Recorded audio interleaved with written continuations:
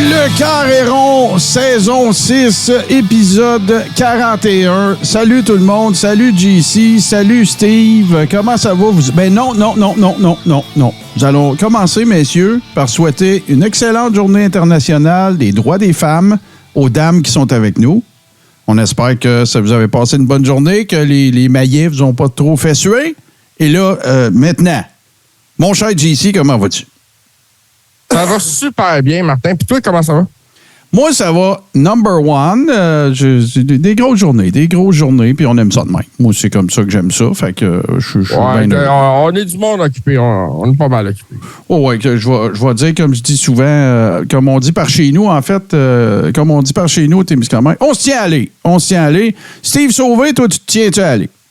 Ben, Steve Sauvé, il boit une petite eau chaude avec du citron et du miel. J'ai encore le rhume. Il me semble que j'ai pogné le rhume vers le mois d'octobre, là. Puis, je l'ai une semaine sur deux, là. Je suis tanné, là. Ah ouais, hein? Ben, oui, vraiment. Puis... Tu l'as regardé partager avec qui, donc? Ah, je le sais pas, là, mais avec le gars pour qui je fais une danse à toutes les fois que je fais de la lutte, je pense. Tu couches les fesses nu-tête? Bon, OK. On lâche les jokes.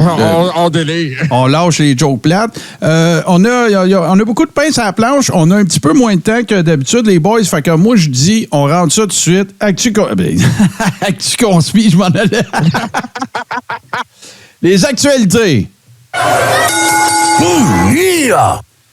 Bon, moi, on va tout de suite régler ça, les boys. Fait que la saga de la Bloodline, ça se précise. J'ai pas détesté du tout la façon dont ils ont interprété ça, de la façon dont ça s'est positionné.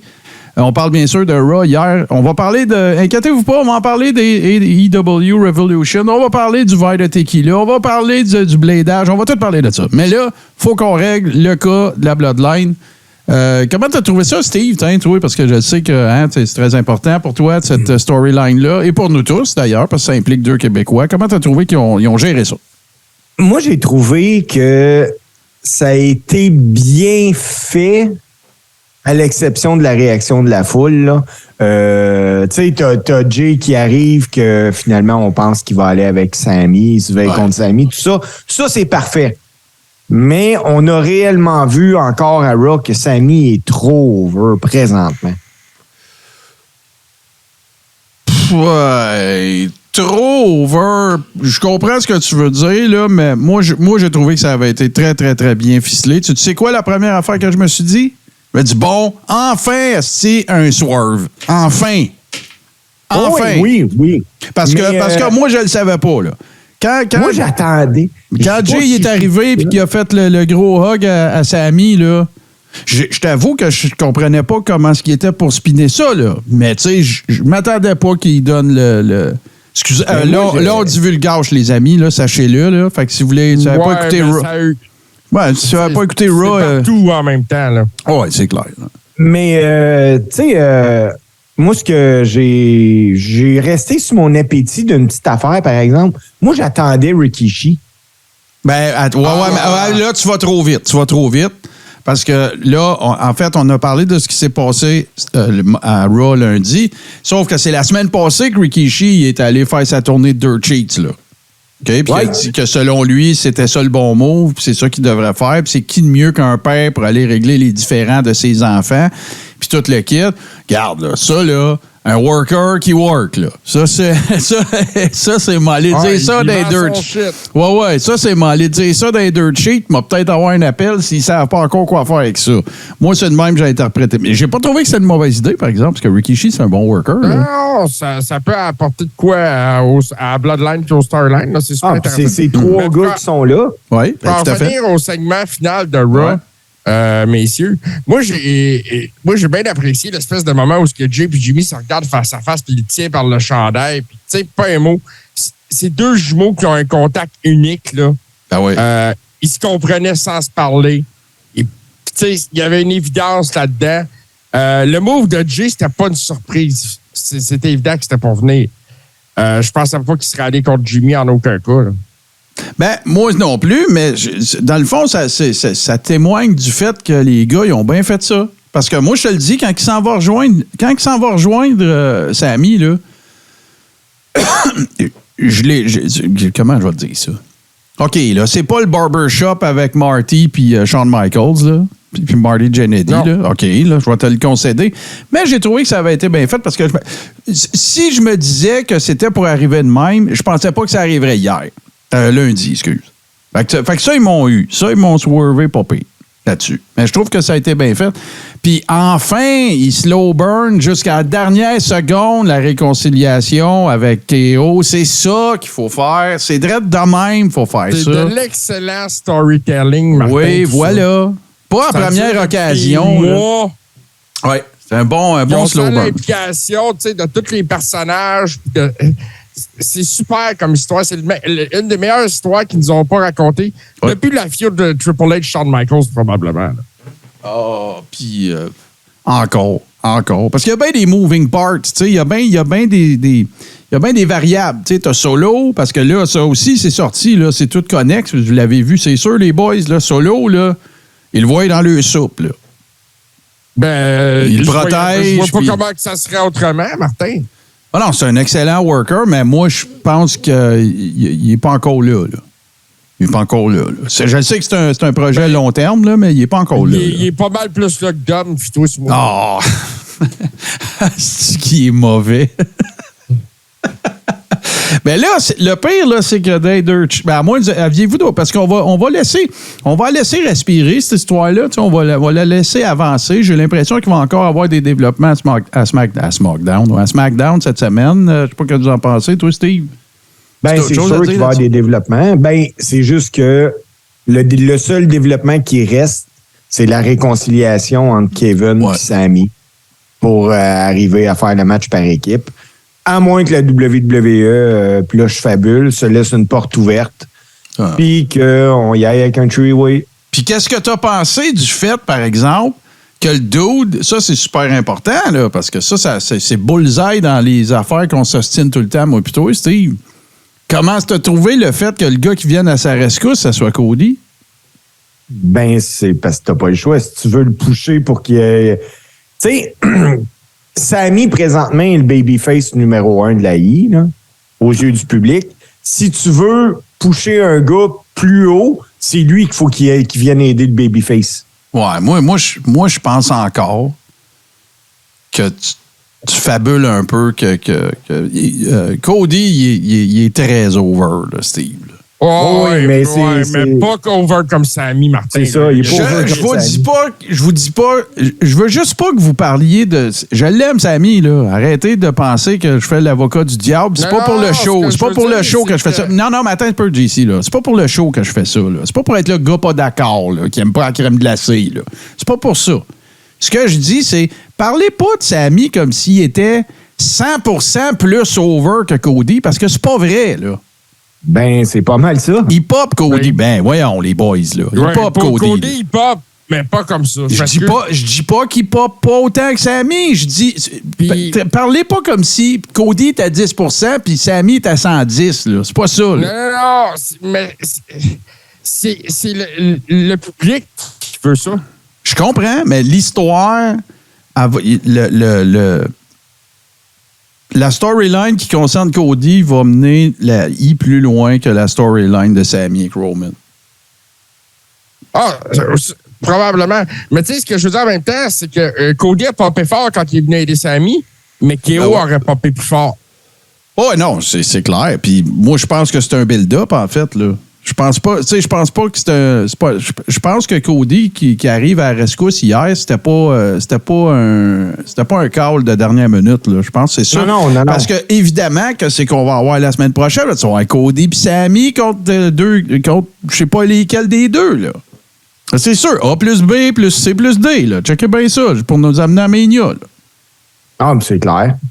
Fait que, tu sais, éventuellement un six-man avec KO impliqué. Là. Ouais, mais en tout cas, tu sais, parce que là, la trail est clean, la trail est faite, là, tu sais, on le sait ce qui s'en vient, puis tout le kit. Fait que ça, au moins, les storylines, au moins, ils avancent, là, ça, il y a ça de positif.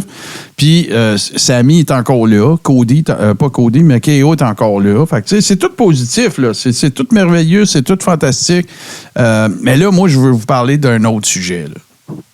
qui me fait capoter. Là. Je l'ai mis dans Rib Room. Je ne sais pas si vous l'avez vu, là, les rumeurs de ce que serait la Hurt Business 2.0. Ah oui, j'ai vu ça. Moi, je dis oui. Go. Ah, let's go. Puis moi, ce que je me demande en même temps, c'est comment se fait qu'on n'a pas une feud entre les Street Profits en ce moment, puis Shelton Benjamin et Cedric Alexander. Ah, regarde, moi, peu importe c'est quoi, peu importe comment ça va se tramer, peu importe comment ça va se régler, là, moi, je te dis, moi, je pense que Shelton Benjamin, puis tout ça, là, puis Cedric Alexander, je pense que c'est terminé. Je pense que leur temps, il est pas mal fait. Là, la Hurt Business, là, ça serait, il y en a un que j'oublie son nom. Mustafa Ali, je pense. Non, c'est pas Mustafa Ali, c'est celui qui est à NXT, là, qui a été champion là, avec les dreads, les petits. Et les cornrows, là, comment il s'appelle, là, j'oublie. Là. Fait que ça serait Omas, ça serait MVP, le boss de ce patente-là, Omas, l'enforcer, Montez, les Street Profits, puis, voyons, là, c'est parce que je veux le nommer, là, Douglas, machin, là, à NXT, là. Voyons, les boys, aidez-moi, là, je suis tout seul. Lui, chose, hein, à la minute, là. J'ai aucune idée du nom. Là, en attendant, je vais faire du temps. Je vais faire du temps en attendant que vous trouviez le nom. Les boys, moi, ce que je vais dire, c'est que je suis partant, mais je m'attendais tellement à un split des Street Profits là, dans un avenir rapproché que ça me surprend. Ça me surprend, ça. J'aimerais ça voir Hill, moi. Bon, OK. Fait que là, le gars dont je parle, c'est... maudit état. Carmelo Hayes, merci. Ah, bon. OK, Carmelo Hayes, oui. Ouais. OK. Fait que là, on s'en va avec ça. Fait que moi, je mettrais Montez boss de la patente. Moi, tu sais qu'est-ce que je vois là, avec cette faction-là? Nation of Domination, mais moderne. Ça va élever tout le monde là-dedans. Ça va élever tout le monde. Montez va enfin devenir le heel que je sais qu'il est capable d'être. Angelo Dawkins, tu mets la table pour qu'il y ait une feud avec Montez pareil. Carmelo Hayes, ça va lui donner de la bonne expérience puis du street smart. Puis Omos, ben garde, il sera plus dans un rôle solo. Ça va juste être l'enforcer. Tout le monde gagne. J'ai une vision là, de Montez Ford qui saute pour son splash des épaules d'Omos. Bon, voilà. Tiens, quand c'est réglé. Finishing, il fait. Mais en faisant ça, tu sais, on a déjà Judgment Day, là. On a déjà Judgment Day comme faction. Là, on va en rajouter un autre. Ça peut feuder. Ben oui, voilà. Il n'y a pas de problème. J'ai hâte de voir ce qui va de toute façon, Judgment Day, si on regarde, là, là, en plus, Kofi est blessé. Là. Fait que, regarde, là, oublie ça, là, Judgment. Oublie ça. Pas de Judgment Day, mais oublie ça, New Day. Au Judgment Day, ben moi, je dis que ça va imploser dans moins longtemps qu'on pense à cause de Rhea Ripley. C'est de valeur. Ben, c'est pas mauvais, mais tu sais, les stables, tu sais, dark, là, de méchants, puis tout le kit, c'est super cool, c'est bien correct. Parce que, hey, c'est vrai, ça me fait penser, je m'étais pris une note. Vous souvenez-vous de la raison pourquoi que Edge y avait lâché Judgment Day? À cause des pouvoirs magiques. Parce que Judgment Day était supposé d'avoir des superpowers. Y en a-tu? Ben non. Non. Comment ça qu'il n'est plus là? Parce que c'est correct qu'il soit pas là non plus. Non, mais là, on le sait ce que t'en penses, là, Steve. Là, toi, t'es tanné. Hey, non, mais c'est que moi, là, Martin puis JC, faut que je l'avoue, là. Moi, Martin, t'as dit quelque chose, là, l'autre fois. T'as fait aller ton manche-patate. Oui, tout le temps. Puis ça m'a resté dans la tête. Puis astique, pour pas dire l'autre mot, parce que je m'en allais le dire. Les cheveux de Edge, je suis pas capable de pas penser au beul de foin quand je le vois. Ben non, c'est la même machine qui l'a le mieux dit. Il ressemble à Rénal dans Petite Vie. Oui! C'est ça, c'est en plein ça. Puis là, à cause de vous autres, à toutes les fois que je le vois. Moi aussi, hier, je l'ai regardé hier, Raw. Je regardais Raw, puis j'étais crampé. Il ressemble à Rénal. Oui, c'est tellement ça. Je suis plus capable, les boys. Messieurs, juste saluer les Illuminés du Québec. Nicolas Dénommé qui est dans le chat. Un chat, Manzo. Ben oui, salut, man. Salut. J'espère que tu as écouté Raw hier. Je suis sûr que tu l'as écouté parce que tu ne manques pas ça d'habitude. Non, c'est sûr, d'après moi. Imagine, tu l'écoutais avant hier, c'est encore mieux. Ouais, Hey, mais ça, je peux c'est- pas le ça, c'est lundi. en Moi. crise. Je peux pas le lundi, mais en tout cas, j'ai pas le choix de l'écouter le mardi. Hey, mais... les boys, j'en ai une petite actu. Ben ouais, vas-y. Go. Brock Lesnar aurait commencé à faire ses adieux à certaines personnes à la WWE. Ouais, moi aussi, je pense qu'il reste plus personne. Il reste plus personne.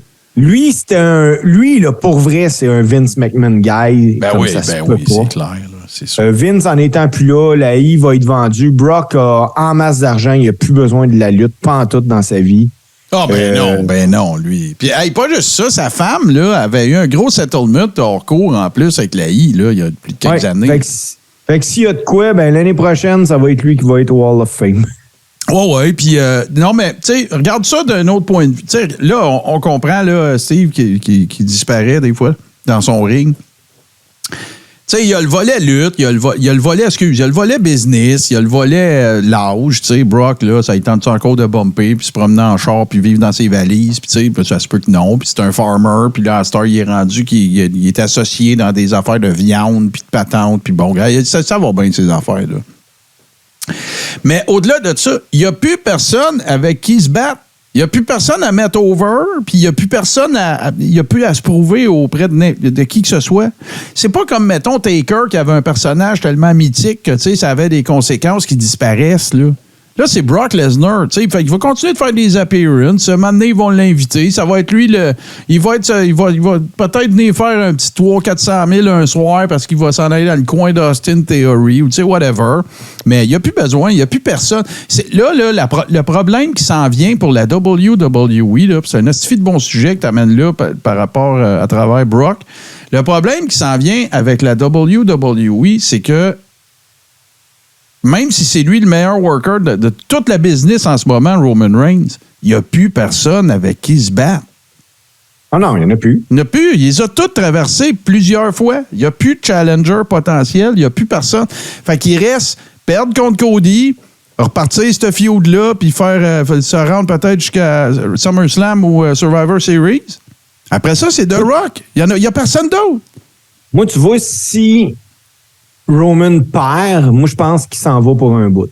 Moi aussi, je pense ça. Mais si Roman perd, il y a deux scénarios. Il y a le premier, c'est prendre congé, puis comment tu veux qu'on s'ennuie si t'es tout le temps là. Ça, c'est le scénario 1. Sinon, le scénario 2, c'est partir une feud avec The Rock. Tu sais, il va prendre un mois de vacances, là, puis faire venir The Rock, puis faire un build-up à SummerSlam. Ou une run d'un an, là. Tu sais, un slow burn d'un an, comme Cena de The Rock, là. Oh, oui. Ça serait fait. Puis tu fais exactement comme Cena The Rock, t'es fait teamer ensemble au Survivor Series. Voilà, ben de l'allure. On va voir. Ouais. Là, faut que je parle d'une autre affaire. Ça va être. Je pense qu'on va. Écoute, ça a été annoncé à Raw. Moi, je trouve que c'est un sacrilège, là. King and Queen of the Ring en Arabie Saoudite. Hey, je m'en allais là aussi, Martin, parce que j'en reviens pas qu'ils tiennent ça là-bas. Hey, c'était le cinquième, c'était le Big Five avec ça, King of the Ring. On est tous nostalgiques de King of the Ring. On a tous adoré ça, la formule tournoi, tout le kit. On n'a pas arrêté de dire pourquoi ils ramènent pas ça, pourquoi ils ramènent pas ça. Ils l'ont pseudo-ramené une couple de fois, là, une veillée, ou là, des affaires de même, ou quasiment des house shows à la TV. Puis là, ils décident de relancer ça, puis ils relancent ça à, je me souviens plus de la Djihad. Jeddah, voilà. Ils relancent ça en Arabie Saoudite.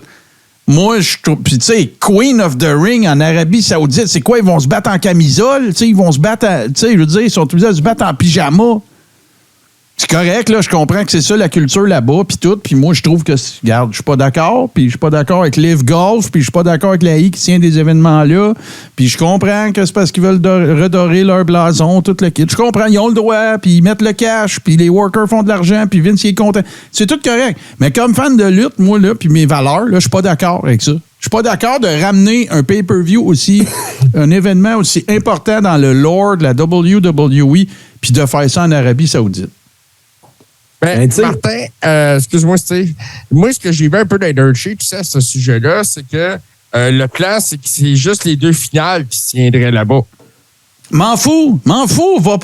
Donne ça Parce que à tes justement- fans qui sont là depuis toujours. Ah, ça, je suis d'accord. Je suis entièrement d'accord.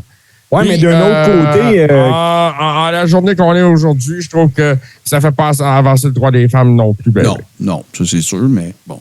ouais, mais d'un autre côté, là, businessment parlant, la journée que l'Arabie Ben ouais. Saoudite va sortir le gros cash puis qu'il va dire qu'il veut un WrestleMania, il va avoir un WrestleMania. Tu sais, c'est ça, la réalité, ça va être hein. pire que ça. Moi, Steve, je vois pas qui d'autre que le fonds saoudien qui va acheter ça. C'est pas on veut un WrestleMania, ça va être à eux autres, WrestleMania. C'est ça. Fait que il n'y aura plus de question de t'en veux-tu un, t'en veux-tu pas, c'est à moi. Moi, en tout cas, puis c'est important qu'on ait cette conversation-là dans la foulée de ce qu'on vient de voir en fin de semaine à AEW aussi, là. Parce que, tu sais, je pense pas que Tony Khan ait bien des projets d'aller faire des affaires en Arabie Saoudite, moi, là. Fait que, Je pense pas. Fait que,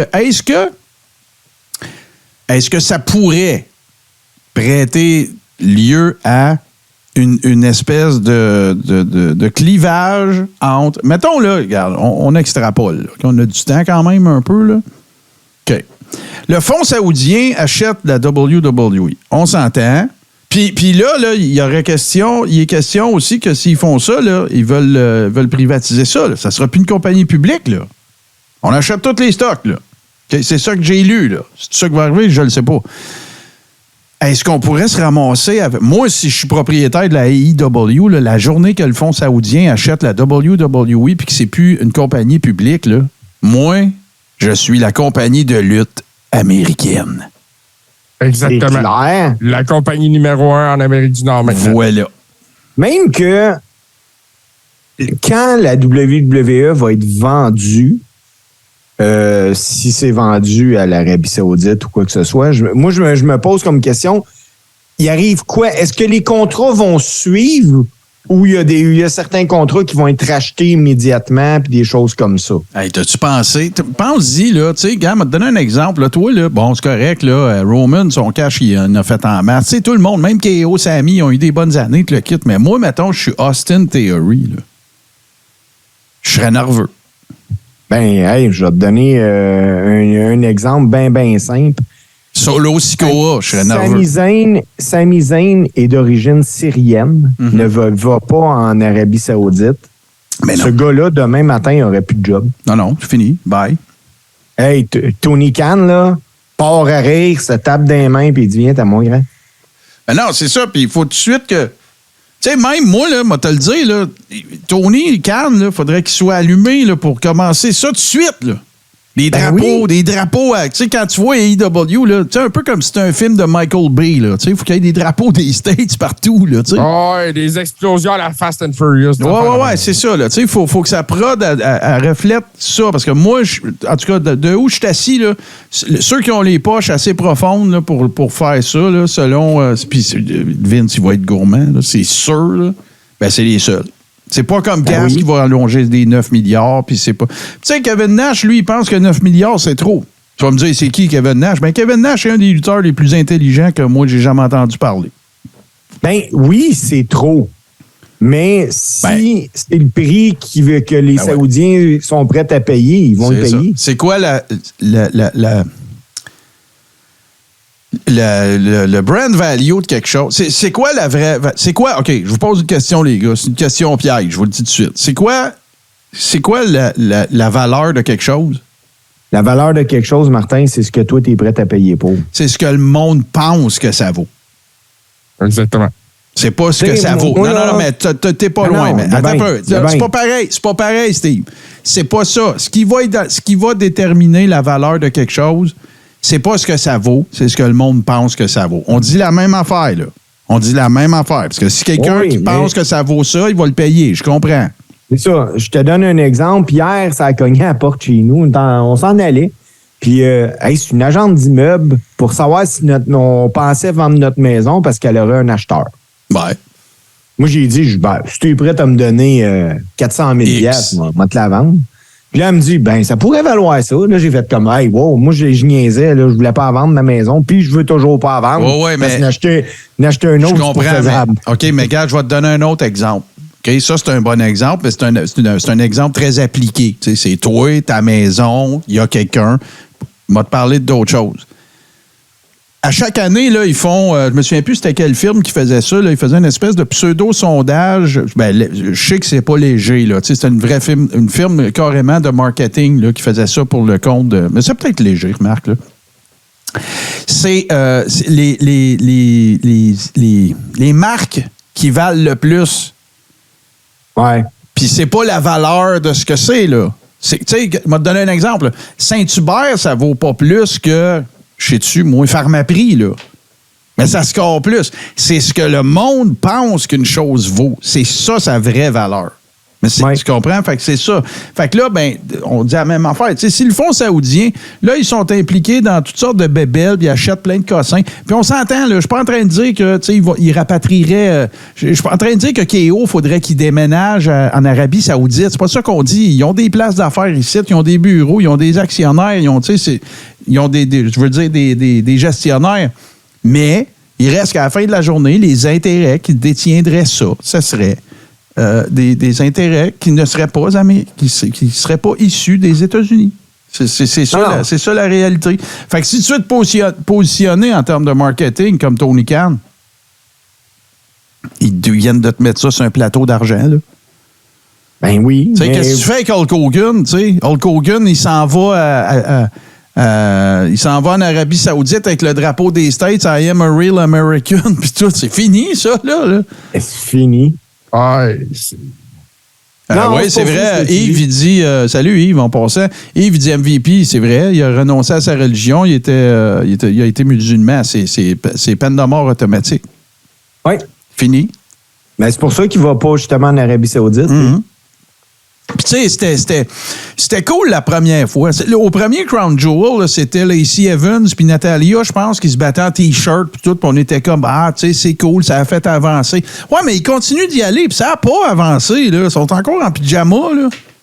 Oui, mais à toutes les fois qu'il y va, il y a 50 millions de bonnes raisons d'y aller. Ben ouais, c'est clair. Mais cependant, Martin, bon, peut-être pas avancé, mais à chaque fois qu'ils y vont, tu remarqueras, il y a toujours plus de femmes sur le show. Oui, c'est vrai. Ça, je suis d'accord, mais tu sais, il reste quand même que le fondamentalisme n'a pas reculé, là. Tu sais, ça paraît bien. Changer non plus. C'est ça, ça paraît bien, là. Tu sais, c'est ça l'affaire, là. En tout cas, moi, je voulais pas repartir ce débat-là nécessairement, bien qu'on n'ait pas le choix. Mais c'est surtout parce que moi, ça me désole. Pour moi, là, de tenir King and Queen of the Ring en Arabie Saoudite, c'est la même affaire que le traitement qu'ils font à la ceinture intercontinentale. Moi. Hey, une dernière actualité, les boys, Go. parce que je la juge importante. Vince McMahon était backstage à Raw. Ouais. Il y a même du monde qui disent qu'il est allé jusqu'à s'asseoir à son ancienne place. Est-ce que Vince est allé tâter le terrain ou il était vraiment là juste pour être avec John Cena? Ben, moi, on va en parler avant parce que je veux en parler de Cena, là, mais moi, je pense que ça se peut. Que c'était parce que Cena était là. Je pense que ça se peut. Oui, et j'ai vu bien des rumeurs qui accompagnaient ça, qui disaient que maintenant Vince porte la moustache à la Gomez Adams. Oui. Ben non, pas sérieux. Il s'était teint les cheveux puis il avait une moustache. Moustache comment? Les cheveux, il s'est teint les cheveux comment? Noir. Mais une moustache comme Gomez Adams, une petite moustache fine. Ouais. Ah ouais, non, toi, qu'est-ce qui se passe? T'appelles l'échappé, Vincent? Puis, non, je vais en parler quelques minutes, les boys, parce que c'est quand même... c'est juste moi qui a trouvé que John Cena, on dirait qu'il a perdu 250 livres. Ça paraît qu'il prend moins de juice. Ben, c'est débile, hein? Il prenait c'est la première chose que j'ai remarqué. Ta gueule. C'est la première chose que j'ai remarqué quand il est rentré. On aurait dit que son linge, on dirait qu'on faisait cette joke-là, moi, quand j'étais petit, quand nos chums, il y avait des chandails qui étaient trop grands, on disait, t'as-tu mis le T-shirt à ton père? On aurait dit qu'il était habillé avec le linge à son père. Ouais. Ouais. Il avait l'air petit, tu sais, c'est vraiment weird. Tu sais, Austin Theory avait l'air gros à côté, c'est capoté. Là. On parle de John Cena, là, tu sais, qui est massif à côté. Là. Il est encore en shape. Là. Je suis pas en train de dire qu'il n'est pas en shape, mais faites-le C'est bien ça, comment il va sortir Ben, ça me fait penser. Ça me fait penser un peu. Tu te rappelles-tu quand Batista était revenu, puis il était habillé en blanc, en tracksuit? Hey, il avait de l'air petit, là, comme ça se peut pas.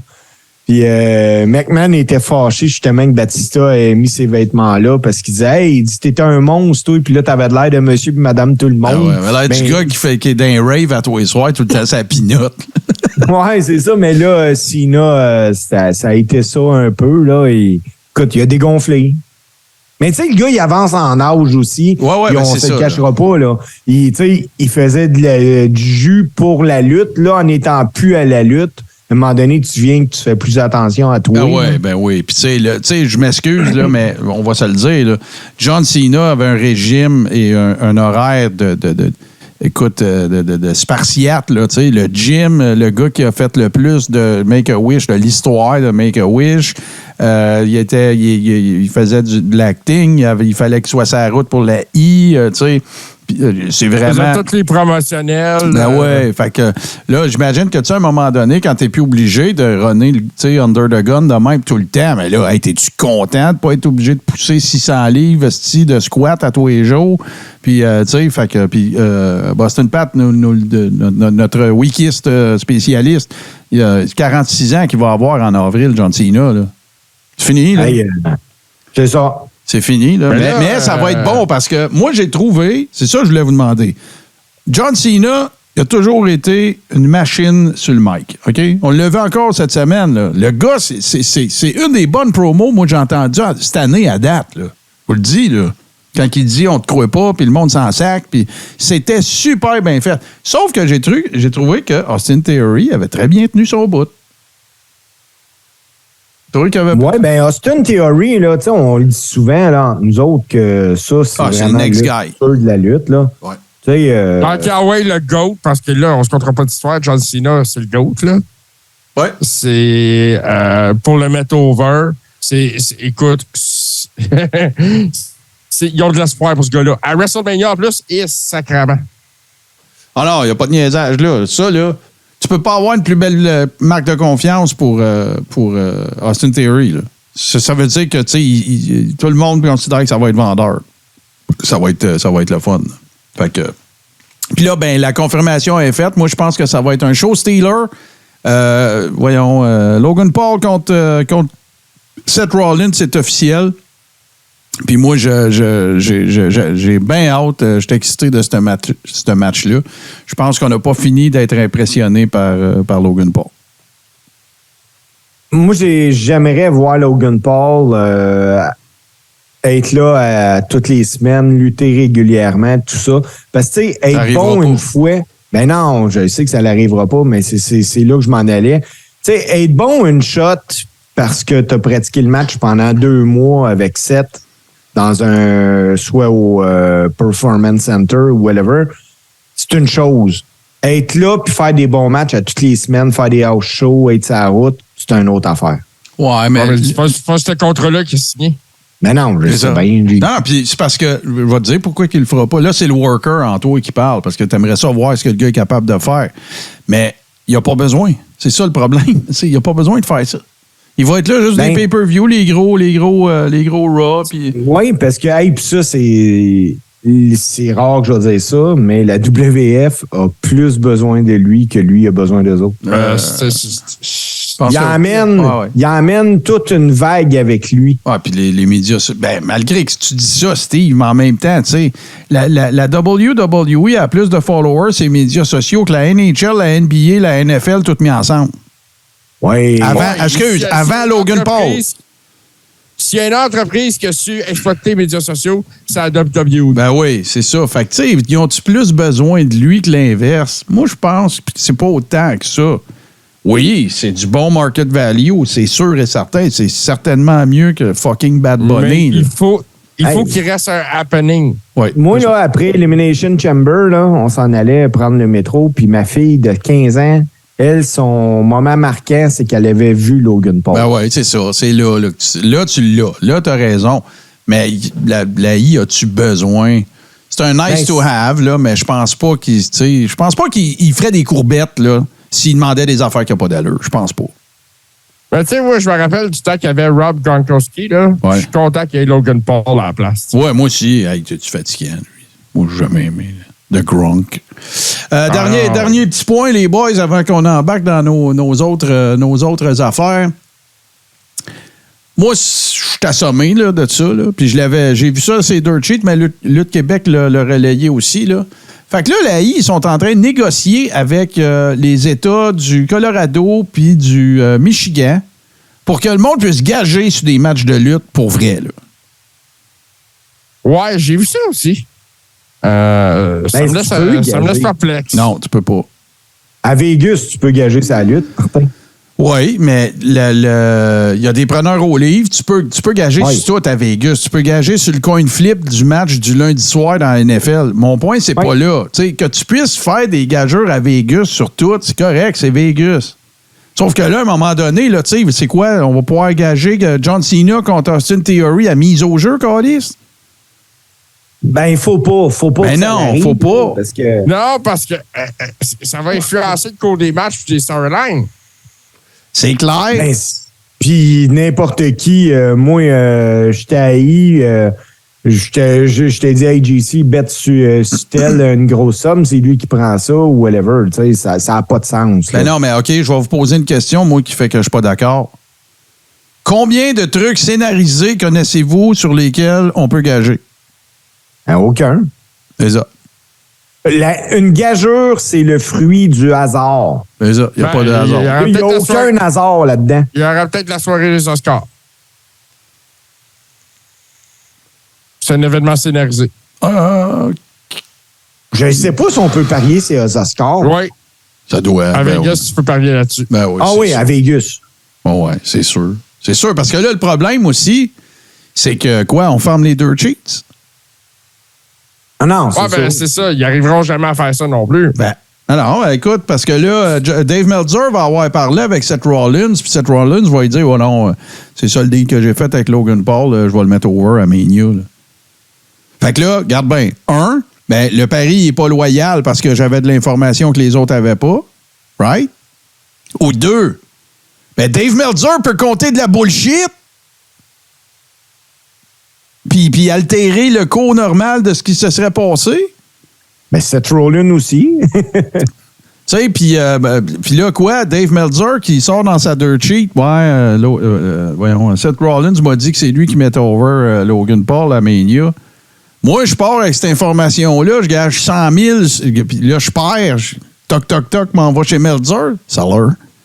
Peux-tu te parler? Mais là, en même temps, là, si tu connais un peu la business de la lutte, tu peux pas te fier là-dessus. Là. Tu peux pas toujours te fier là-dessus du cash. Là, à WrestleMania, tu peux changer jusqu'à la dernière seconde. Hey, le Roman gars Reigns contre Brock Lesnar, ils l'ont changé en cours de combat. Regarde. Ouais, mais le gars, les boys, là, qui qu'est-ce que ça a l'air, les gageurs, là?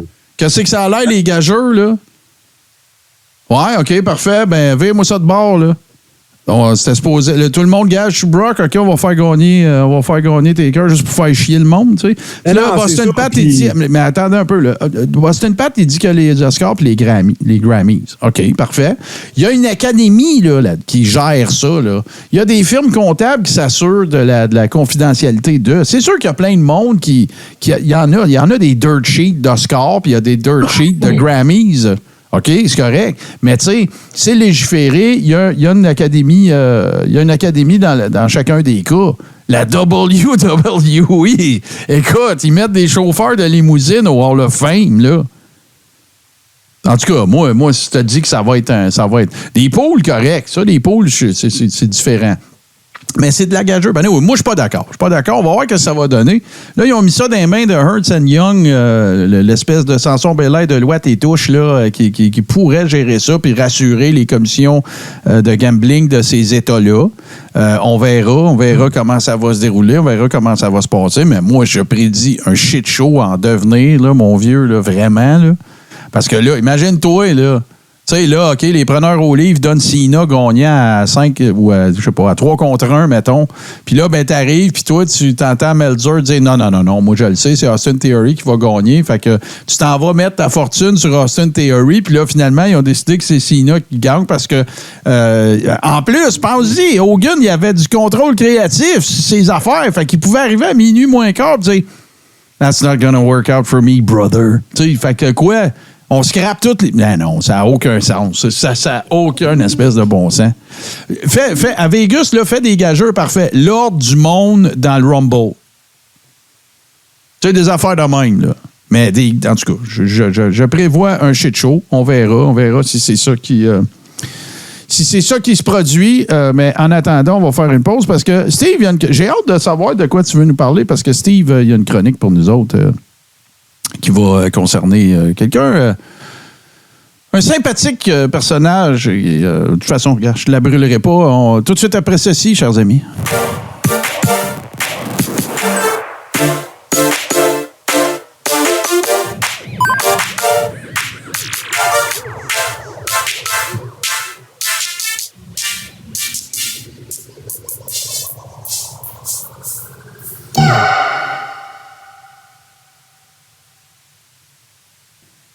Tugboat! Qu'est-ce qui se passe avec Tugboat, mon Steve, pour que tu nous en parles cette semaine? Ben, j'ai appris plein d'affaires de ce gars-là la semaine passée. Moi, les boys, je savais pas ça. Adolescent, Fred Alex Ottman était un espoir olympique. D'ailleurs, il a passé proche d'être aux Olympiques en 1980, là, après un passage avec l'équipe d'athlétisme de Miami-Dade College, où ce qui performait dans le lancer du poids puis le lancer du disque. Tugboat ou Typhoon, ça dépend. Ça dépend à quelle époque de sa carrière vous l'avez connu. Est-ce que tu en oublies un? The Shockmaster! Attends, Martin, t'essayes de me voler. Là. Ben là, tout le monde le sait que tu t'en volé. Attends. Ouais, mais vous allez voir quelque chose, les boys. Hey, lui, il est né le 10 août 56. Fred Alex Ottman, il a grandi à Miami. Déjà très jeune, il était fan de lutte, comme beaucoup de jeunes garçons là, de son époque. Il a fait partie de l'équipe de football. Puis après sa graduation, il a obtenu une bourse pour faire partie de l'équipe d'athlétisme.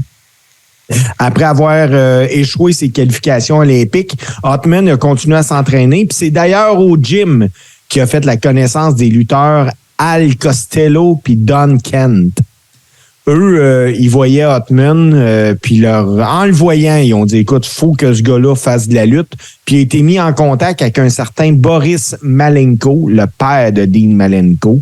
C'est avec lui qu'il a appris la lutte. En 84, Ottman a fait ses débuts à la Championship Wrestling of Georgia sous le nom de Siegfried. Il est allé aussi à la Texas All-Star Wrestling où il a remporté la Texas All-Star Wrestling USA Heavyweight Championship en décembre 85. En 86, il a lutté pour la Continental Wrestling Association, la CWA, sous le nom de Big Bubba. Toujours en 86, il a remporté le titre international heavyweight de la AWA. En 87, il faisait partie de la Downtown Connection avec Bill White, puis leur gérant, c'était nul autre que Downtown Bruno. Downtown Bruno, les boys, on l'a vu à WWF quelques années plus tard. Son nom m'échappe, par exemple. Hey, c'est comment, Martin, qui s'appelait déjà Downtown Bruno à WWF? Harvey Whippleman. C'est ça. Ils ont remporté le championnat par équipe de la AWA face à Billy Joe Travis puis Jeff Jarrett. Ottman et son partenaire ont finalement perdu leur ceinture. Ils ont tenté de battre leur adversaire à plusieurs reprises, mais il était trop fort, Marty Jannetty puis Shawn Michaels, ça a l'air. En 88, Ottman a fait son arrivée en Floride. Puis après 2 matchs à la CCW, il a intégré la Florida Championship Wrestling en tant que US Steel. Puis il est resté là pour 1 an. En 89, Il a fait ses débuts à la WWF en tant que... Important, là, il a, à FCW, là, il a été champion poids lourd. Là. Il a gagné la belt, lui. Oui, il a gagné la belt. En 89, il a commencé à la World Wrestling Federation en tant que Tugboat Thomas. Il y avait un nom de famille à cette époque-là. À l'époque... Hey, mais pense-y, là. Excuse, là, je veux pas t'interrompre, mais tu sais, il était à Florida Championship Wrestling, tu sais, c'était reconnu pour un territoire rough, là. Tu sais, stiff, ça blédait. Il y avait Hiro Matsuda. Hiro Matsuda qui a entraîné, écoute, Ron Simmons, Lex Luger, qui était un destructeur de lutteurs, là, tu sais. Il a cassé les jambes à Hulk Hogan. Ouais. Puis là, ben, il est champion, là. Il y avait le Snake Pit aussi. Il y avait une place où est-ce que Eddie Graham, il emmenait le monde qui riait de la lutte, puis lui sacrait des volets. Puis écoute, ça n'a pas de bon sens. Puis il se ramasse à WWE avec un T-shirt rayé rouge et blanc, puis puis tu sais, c'était n'importe fucking quoi, sérieusement. Là. Il aurait tellement pu faire d'autres choses avec ce gars-là. Là. C'est débile. Dans son premier match à la WWF, le premier match télévisé, là, en 2 minutes 26, il a battu Iron Mike Sharp. Ouais. La gimmick de Tugboat correspondait à un marin, comme tu l'as dit, puis il est rapidement devenu over. D'ailleurs, il faisait équipe régulièrement dans les house shows avec Hulk Hogan. Ah ouais, c'était pour ça. C'était pour le mettre over. Ils ont fait pareil avec Honky Tonk Man, puis ça n'a jamais marché tellement que ce gars-là était heel naturel. En novembre 90, au Survivor Series, justement, Tugboat est dans les Hulkamaniacs avec Hogan, Duggan puis Big Boss Man. Ils font face aux Natural Disaster originaux. Bravo, Earthquake, puis ils sont avec Aku puis Barbarian. Ouais.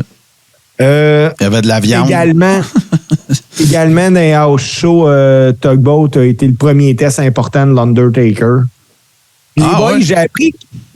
J'ai appris quelque chose que je ne sais pas. Là, Martin, si tu ne sais pas ça, je vais être content. Je m'en doutais vraiment pas, mais l'arrivée de Tugboat à la WWF, là, ça a été pas mal plus facile que pour ben des workers.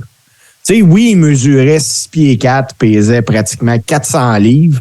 Il était massif comme ça se peut pas, mais il y avait quelqu'un sur place qui pouvait parler pour lui. Ben oui, tu vas parler de ses liens familiaux, là.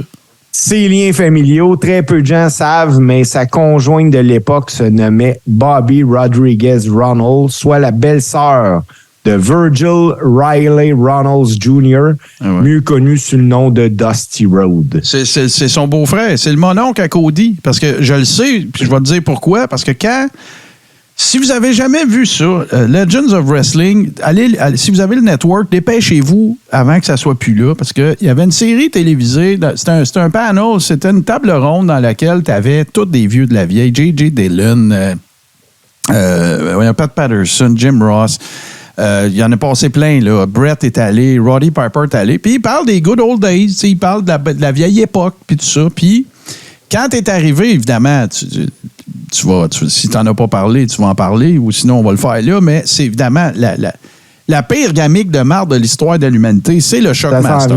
Bon, parfait, fait que j'en parlerai pas, sauf que tu vas nous le raconter, qu'est-ce qui est arrivé, sauf que quand Cody il était petit quand c'est arrivé l'événement du Shockmaster. Puis quand il a vu le caston, ce que tu vas nous raconter tout à l'heure, mais tout le monde qui nous écoute le sait, là, Steve. Mais quand il a vu le Shockmaster planté, puis son casque est parti, Cody il a dit à ses petits amis, je pense que c'est mon oncle Fred. Parce qu'il a regardé à la TV. Fait que oui, c'était le beau-frère il s'est marié dans la famille Rhodes, dans la famille Ronalds plutôt. Là. Parce que lui, dans le fond, Hotman, il devait faire ses débuts dans un match aux côtés de l'équipe qui était composée de Sting, Dustin Rhodes et Davey Boy Smith. Dans un match War Game, il devait affronter Sid Vicious, Big Van Vader, Booker T. Ouais. Puis c'est arrivé dans le segment Flair for a Gold, qui a une entrevue devant le public en direct de Clash of the Champions 24. C'était tellement de la merde. Ben oui, Sting puis Smith sont confrontés à Harlem Heat puis à Sid. Puis eux autres, ils gueulent, ils veulent connaître l'identité du nouveau partenaire. Puis Sting, il dit tout ce que j'ai à vous dire, c'est que notre partenaire va choquer le monde. Puis là, c'est le Shockmaster. Puis la caméra elle fait un zoom sur sa partie du plateau, là. Puis là, tout éclate, puis le Shockmaster tombe à terre, il perd son casque. Puis, écoute... Tu sais ce qui est arrivé, hein? Moi, je la sais, l'histoire. Ben oui, c'est ça. Okay. C'est qu'en faisant son entrée, il a trébuché sur un morceau de bois qui encadrait le plateau un peu. Oui, là. mais c'est pas ça. C'est qu'il n'était pas là, ce morceau de bois-là, à pratique. Ils ont fait une pratique. Il y avait un faux fond, là, tu sais, c'est un mur de J-Proc, là. Puis là, ben, il avait peur que le mur de J-Proc ne reste pas à sa place pour jusqu'à temps qu'il fasse le bit le soir. Fait qu'ils ont mis un 2x4 dans le bas. Ils ont juste taqué, mais ils l'ont pas dit à Fred.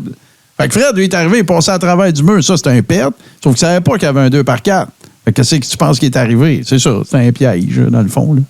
Puis si c'est pas assez comme moment, les boys, là, vous pouvez aller l'écouter sur YouTube.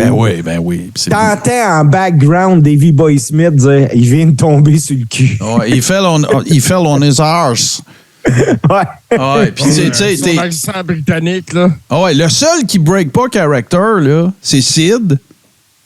Puis là, il arrête pas de crier parce que ce qu'il faut raconter aussi, c'est quand cette gamique-là foire, c'est Ole Anderson qui fait la voix du Shockmaster. Puis c'est pas timé pantoute. Fait que là, pensez-y 2 minutes. Le gars, il bêche, il se pogne la face, puis il plante dans dans le mur, puis dans le 2x4.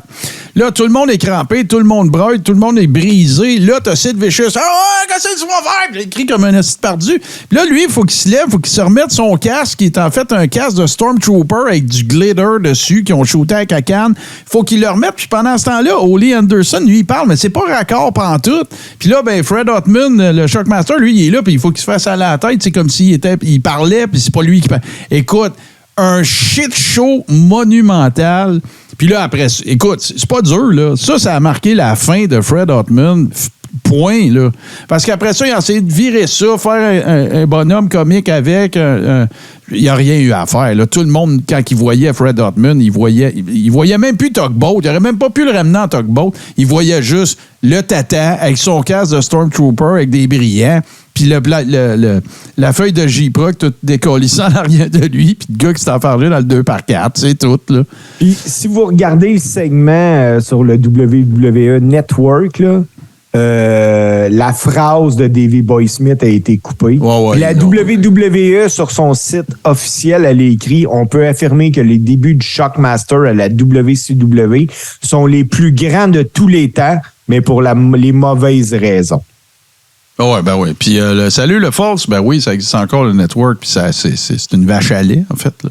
C'est que ça c'est une bonne question, par exemple, parce que peut-être que le monde ne le sait pas. Là, on pense que, tu sais, il y a des gens qui vont nous écouter en audio, même si on est sur Twitch, là, mais c'est que, en fait, aux États-Unis, ce qui s'est passé, c'est que la bibliothèque et l'accès au WWE Network se fait à travers Peacock, qui est le service en ligne de NBC. Right? Mais pas au Canada. Au Canada, puis en Europe, à plusieurs endroits, c'est encore le WWE Network. Fait que oui, ça existe encore, sauf qu'aux États-Unis, t'as pas le choix de passer par Peacock. C'est juste ça que ça veut dire. Fait que, mais ici, tu as 2 façons de le faire. Soit tu t'abonnes en modèle, ce qu'on appelle OTT, Over the Top. Ça veut dire que tu t'abonnes avec une carte de crédit, whatever, puis tu regardes tout sur le web. Tu sais, c'est un laptop, c'est une Smart TV, whatever, qu'un browser. Sinon, il faut que tu passes par un câble au distributeur. Ben, s'il y en a qui veulent faire ça de la façon que j'ai expliqué au départ, vous pouvez communiquer avec moi. Je vais vous dire comment le faire pour ne pas être obligé de passer par un câble. Il faut que vous payiez pareil. Là. Je ne suis pas en train de suggérer qu'il y a des façons de ne pas payer pour l'avoir. Moi, je paye. Sauf que je ne suis pas obligé de passer par Rogers ou par whatever. Là. Comme toi, JC, je pense que tu passes par Rogers puis tu l'as dans ton forfait. Fait que toi, tu le regardes avec ta manette de TV sur le câble. En fait, moi, je n'ai pas le forfait câble de Rogers. Moi, j'ai avec Sportsnet. Sportsnet, je me suis trompé. Ouais, j'ai dit Rogers, mais je parlais de Sportsnet. C'est directement dans ma PS5. Moi, Bon, ben c'est ça. Moi aussi, le False, moi aussi, j'étais pas. Je pourrais pas dire que j'étais dans les 1000 premiers, là, mais j'étais dans les 999. Là, j'étais vraiment au début. Là. Puis moi, ça m'a pas dérangé. Moi, ce qui était bien important pour moi, c'est que je sois pas obligé de le regarder sur une télévision avec le câble.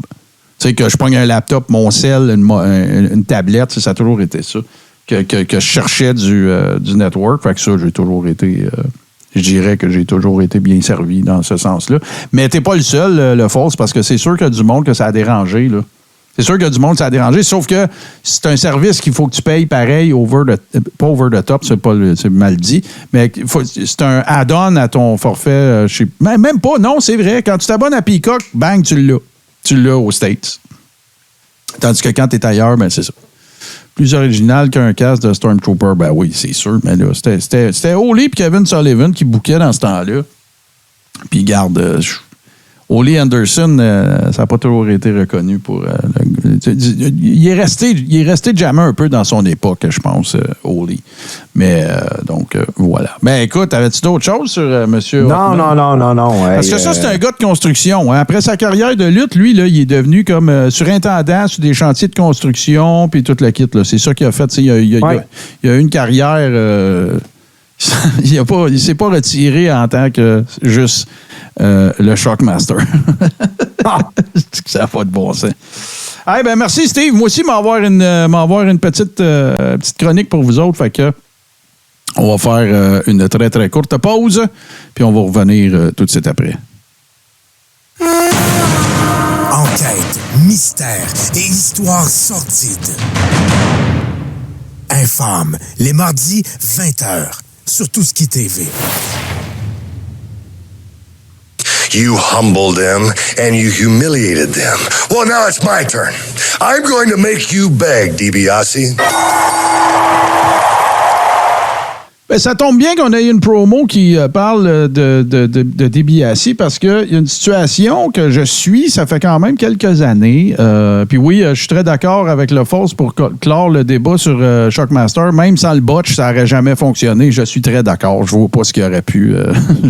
un gars qui a un casque de Stormtrooper en jeans puis tout, là, je sais pas ce qu'il aurait pu faire dans le ring, fait que voilà. Je vais vous parler d'une situation qui a des ramifications à plein d'égards et c'est quelque chose qui se passe au Mississippi et qui concerne la famille DiBiase. Je vous explique, il existe un programme social dans l'État du Mississippi qui s'appelle le TANF. Ça veut dire le Temporary Assistance for Needy Families. Fait que c'est de l'aide économique, en fait. Programme d'aide aux familles en difficulté. Et dans ce programme-là, ben, il y avait toutes sortes d'affaires. Tu sais, tu pouvais avoir des personnalités qui pouvaient parler des ravages de la drogue. Tu pouvais avoir un ancien joueur de la NFL qui va faire une conférence auprès de jeunes. Tu peux avoir du cash qui va pour une colonie de vacances pour enfants défavorisés. Tu sais, vous voyez le genre un petit peu, là. Et là, ben, tout ça, depuis quelques années, c'est devenu ce qu'on pourrait considérer comme l'un des plus gros cas de fraude monétaire de l'histoire du Mississippi. Ce qu'il faut savoir de Ted, le père, évidemment, là, Ted DiBiase, papa, c'est un gars originaire du Texas. Il a étudié à West Texas, la fameuse et mythique université où tout le monde est allé. Là. Stan Hansen, Tito Santana, Tully Blanchard, il y en a un paquet, là, Dick Murdoch, ils sont tous étudiés là. Ils ont à peu près tous été là. Ted DiBiase aussi. Mais ils ne sont pas originaires du Mississippi. Sauf que là, son fils, Brett, qui s'appelait Brett. Là, je parle pas de Ted DiBiase Jr. Important de faire la distinction. Brett, son vrai nom, c'est Dale, puis il a fait partie des territoires de développement de la WWE de 2011 à une couple d'années, 2-3 ans. Mais il n'a jamais été dans le gros show. Ted Jr., lui, oui. Donc, et là, lui, ça faisait une couple d'années qu'il était patente à gosser là-dedans, c'est-à-dire qu'il a dû plaider coupable à une couple d'affaires. Mais là, le verdict final est tombé le 3 mars. Donc, il a dû... en fait, là, Dale, que je vais à partir de maintenant appeler Brett DiBiase, parce que c'est comme ça qu'il s'est fait connaître dans le monde de la lutte, ben c'est pas dur. Il va probablement se retrouver avec une réduction de peine parce qu'il a collaboré avec les autorités pour faire en sorte qu'ils trouvent les autres. Les autres qui ont profité d'argent relativement à ça. Il y a quelques années, on mentionnait le nom de Ted là-dedans. Je ne sais pas s'il est impliqué ou s'il aurait pu être impliqué de près ou de loin. En fait, la gamique, c'était pas compliqué. C'est que Brett DiBiase, ce pourquoi il avait été accusé au départ, c'était d'avoir falsifié des documents dans le but de se rendre éligible à obtenir des sommes d'argent en vertu de ce programme-là. Mais il faisait rien. Tu sais, ben, je vais aller parler à des jeunes, ou je vais aller faire ci, ou je vais aller faire ça. Fait qu'ils ont trouvé une gamique pour se faire payer plein de cash en remplissant de la paperasse relativement à ce programme-là. Et, mais là, c'est pas juste ça. C'est pas juste ça l'affaire. Fait que là, on va le savoir parce que lui, là, ce qui pend au bout du nez, là, c'est que il pourrait se ramasser en dedans pour 5 ans. Il pourrait avoir des amendes de 250 000 $. Je ne sais pas c'est quoi les montants qu'il aurait embezzlé, ou en tout cas, je ne sais pas comment le dire en français, pour lesquels il aurait fraudé, là, qu'il aurait obtenu frauduleusement. Je ne le sais pas. Il y avait déjà plaidé coupable en 2020 pour falsification de documents.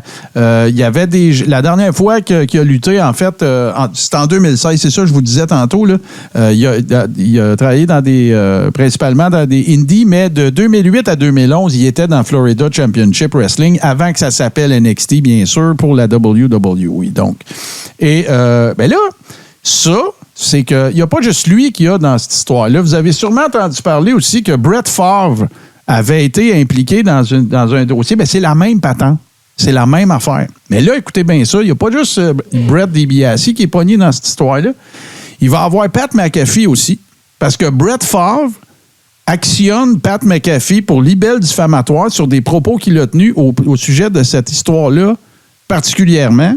Et là, ben, fait que là, écoute, moi, je vous prédis là, que là, Brett DiBiase, là, c'est pas le big catch, là, puis c'est pas lui qui va être celui qui va avoir supposément fraudé plus que certains autres, mais ça va éventuellement peut-être avoir des ramifications du côté de Pat McAfee aussi.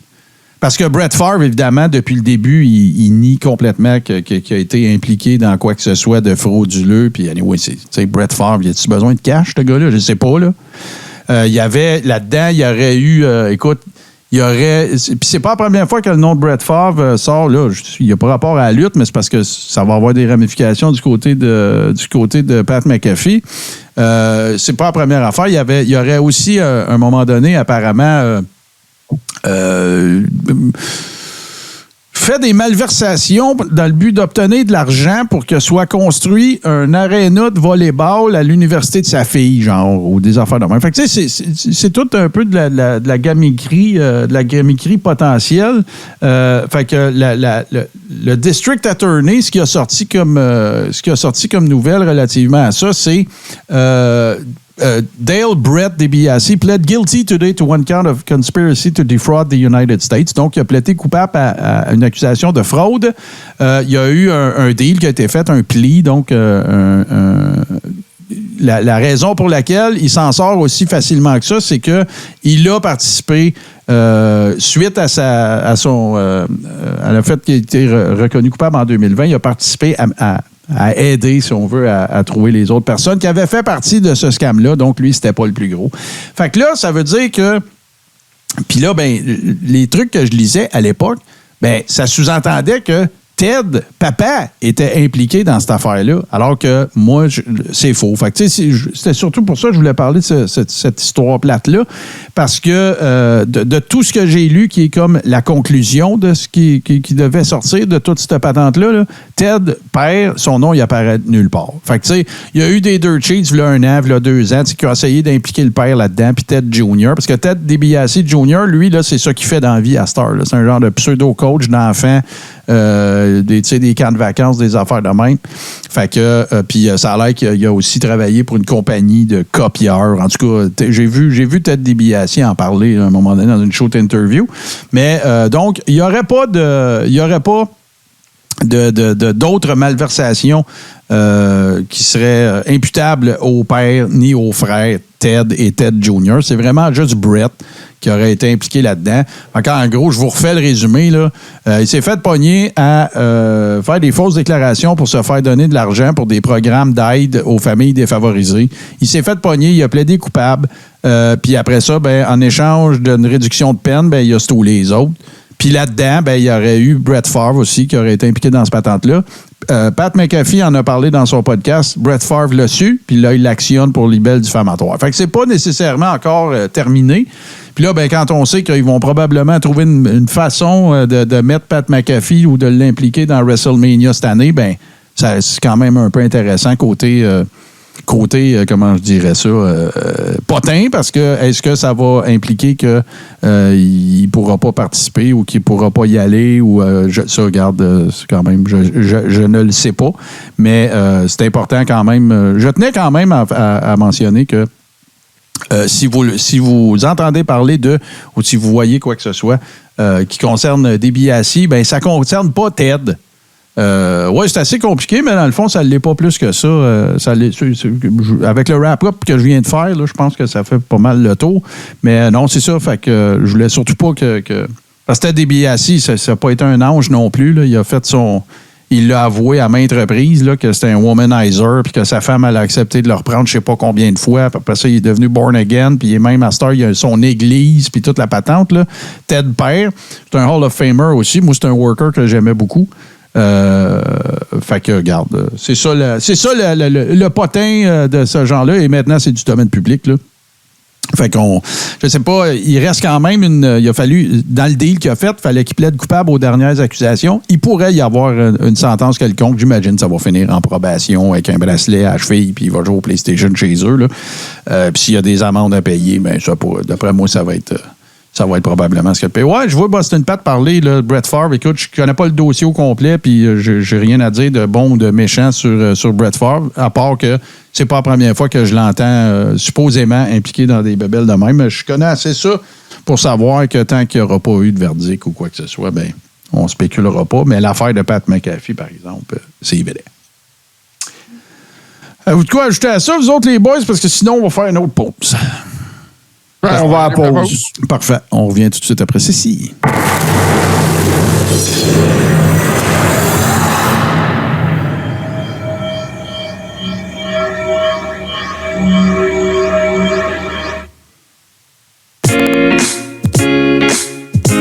Bleu et nuit.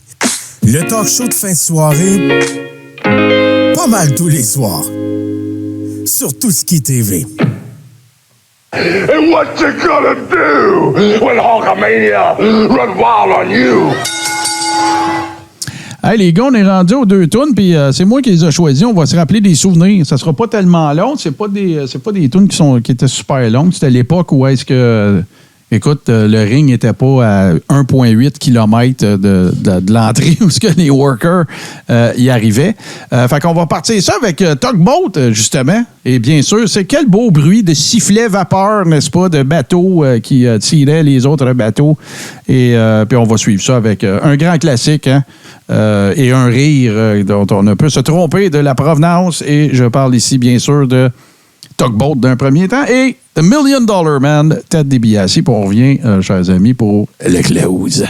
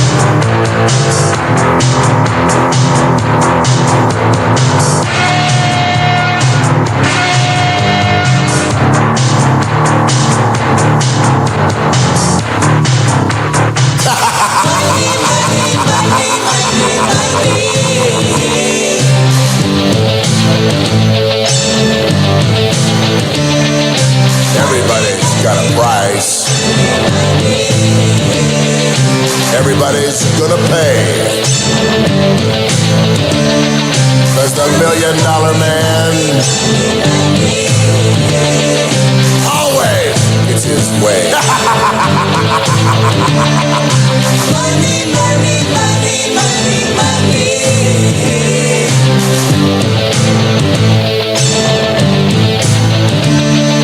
Some might cost a little. Some might cost a lot. million man. And you will be bought.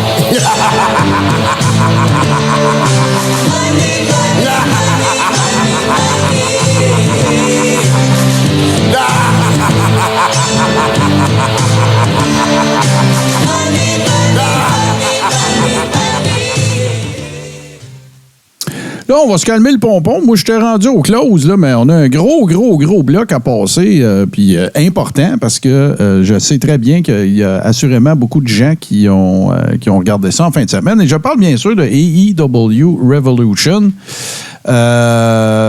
Qui est une grosse carte, c'était stacké pas mal d'affaires, pas mal de trucs dont il est important de discuter.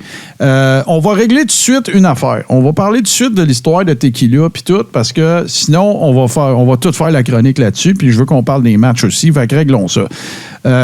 Sans non plus nécessairement vouloir divulgacher, vous le savez, il y avait un Ironman match entre Bryan Danielson et MJF, et dans le feu de l'action, MJF s'en va dans la foule, comme il fait souvent. Il y a une madame qui est là avec un verre. Dans le verre, il regarde pas ce qu'il y a dedans. Il y a de la tequila. Il pogne le verre puis il garoche ça sur un enfant. L'enfant, c'était pas un plant. C'était pas stagé. Au dire de la AEW, j'ai pas de raison de pas penser qu'il niaise, qu'il monte. Puis là, ben, écoute, l'enfant, ça a l'air qu'il a été bien sport. Il y a du monde qui sont allés le voir du management, l'ex-conjointe, en fait, là, c'est parce que je veux le nommer. Comment il s'appelle, cette fille, là, le gars qui est devenu le boss un ancien de la WWE qui était dans Wyatt Family. Là, voyons.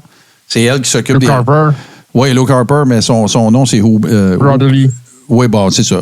Brody Lee, c'est ça. Puis, donc, c'est elle qui s'occupe de la relation avec la clientèle. Fait qu'elle est allée voir le kid. Ils l'ont fait rencontrer des lutteurs backstage. Ils vont l'inviter à un autre patente. Ils ont donné de la merch. Puis, finalement, ben, garde, bon, évidemment, les dirt sheets ont spiné ça comme, tu sais, ça peut être considéré comme une agression, et patati et patata. Je pense que Steve, il lean un peu plus vers ce côté-là. Fait que, parlons de ça avant qu'on parle de la carte, parce qu'il y a eu une grosse carte de lutte. C'est quoi ta position là-dessus, toi, Steve? Steve, t'es sur mute. Fait que t'as rien à dire. Parfait. JC, qu'est-ce que tu voulais? OK. Écoute, une chance, parce que pour résumer ce que j'ai été sur mute quand j'ai dit MJF, c'est un esti d'épais. Ça peut être considéré aux États-Unis comme un assaut sur une personne mineure, le fait de lancer de l'eau. Il y a eu Cubini parce que sinon, ça y aurait coûté crissement plus cher que 3-4 t-shirts. Là. Ça se fait pas. Tu ne fais jamais ça. Que les gens me disent, boy, mais t'emmènes pas un enfant, ça c'est ringside. Non. C'est un spectacle scénarisé. Tu peux t'asseoir ringside, même avec un enfant, et en aucune circonstance, tu dois craindre pour ta sécurité.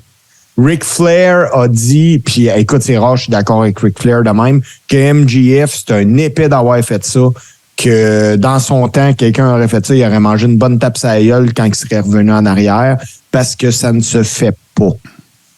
C'est du dommage parce que les gars ont fait un astique de bon match, mais on va parler plus longtemps du verre qui a été lancé que du match en tant que tel. MJF, je sais pas ce qu'il veut, je sais pas ce qu'il cherche, mais ça se fait pas, ça, Martin, puis JC. Puis écoute, on a été tellement souvent dans des shows, moi puis JC ensemble, là, puis que les gars en arrière disent « Hey, faites attention, les enfants, sur tel bord, ils se lèvent, puis tu sais, c'est dangereux. » Puis, ben, tu sais, dans ce temps-là, on garde un œil. De faire ça. Qui a fait ça un homme de 70 ans, de 40 ans, un enfant, whatever, tu ne fais pas ça. Ben, moi, tu sais pas. Ben, wow, Steve, wow, là, on comprend ton point. Moi, je suis pas en train de vendre le concept, c'était une bonne idée de faire ça, là. Pas ça, pas en tout, là.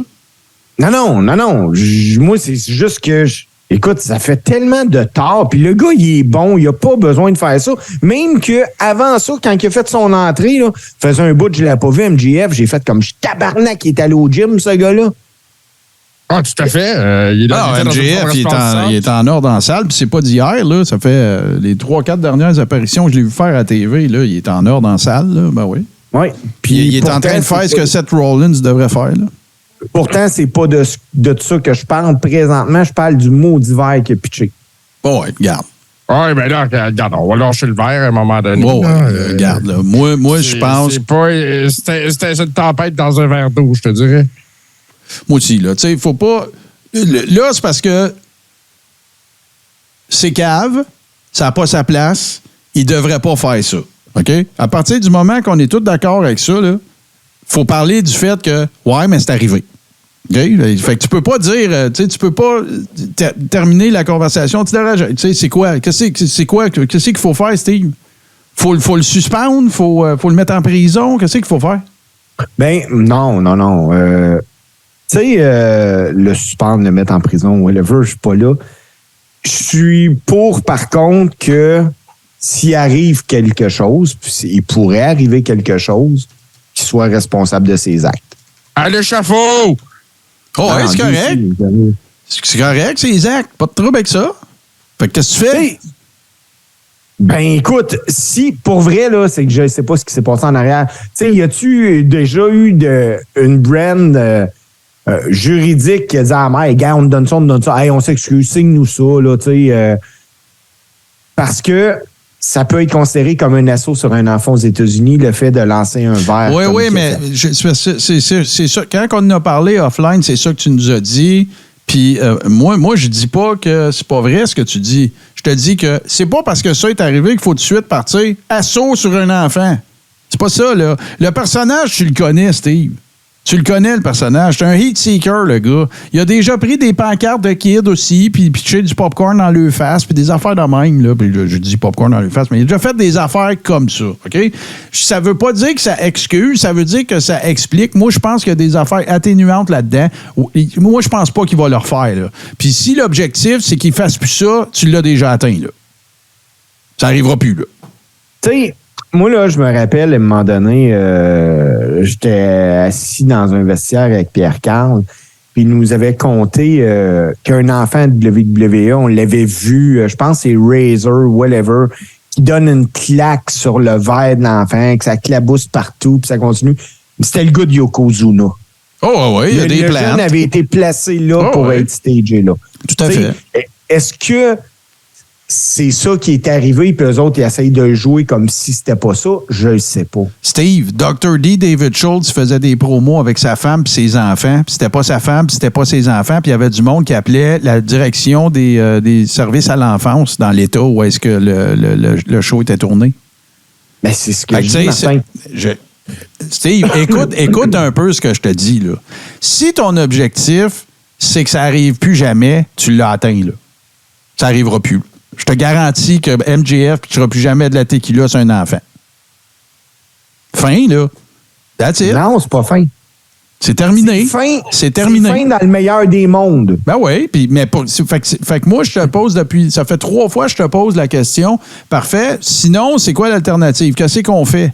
Tu m'as pas répondu. Tu fais juste me dire, c'est pas correct, c'est pas correct. Oui, parfait. Fait que là, c'est quoi l'objectif après? C'est que ça arrive plus jamais?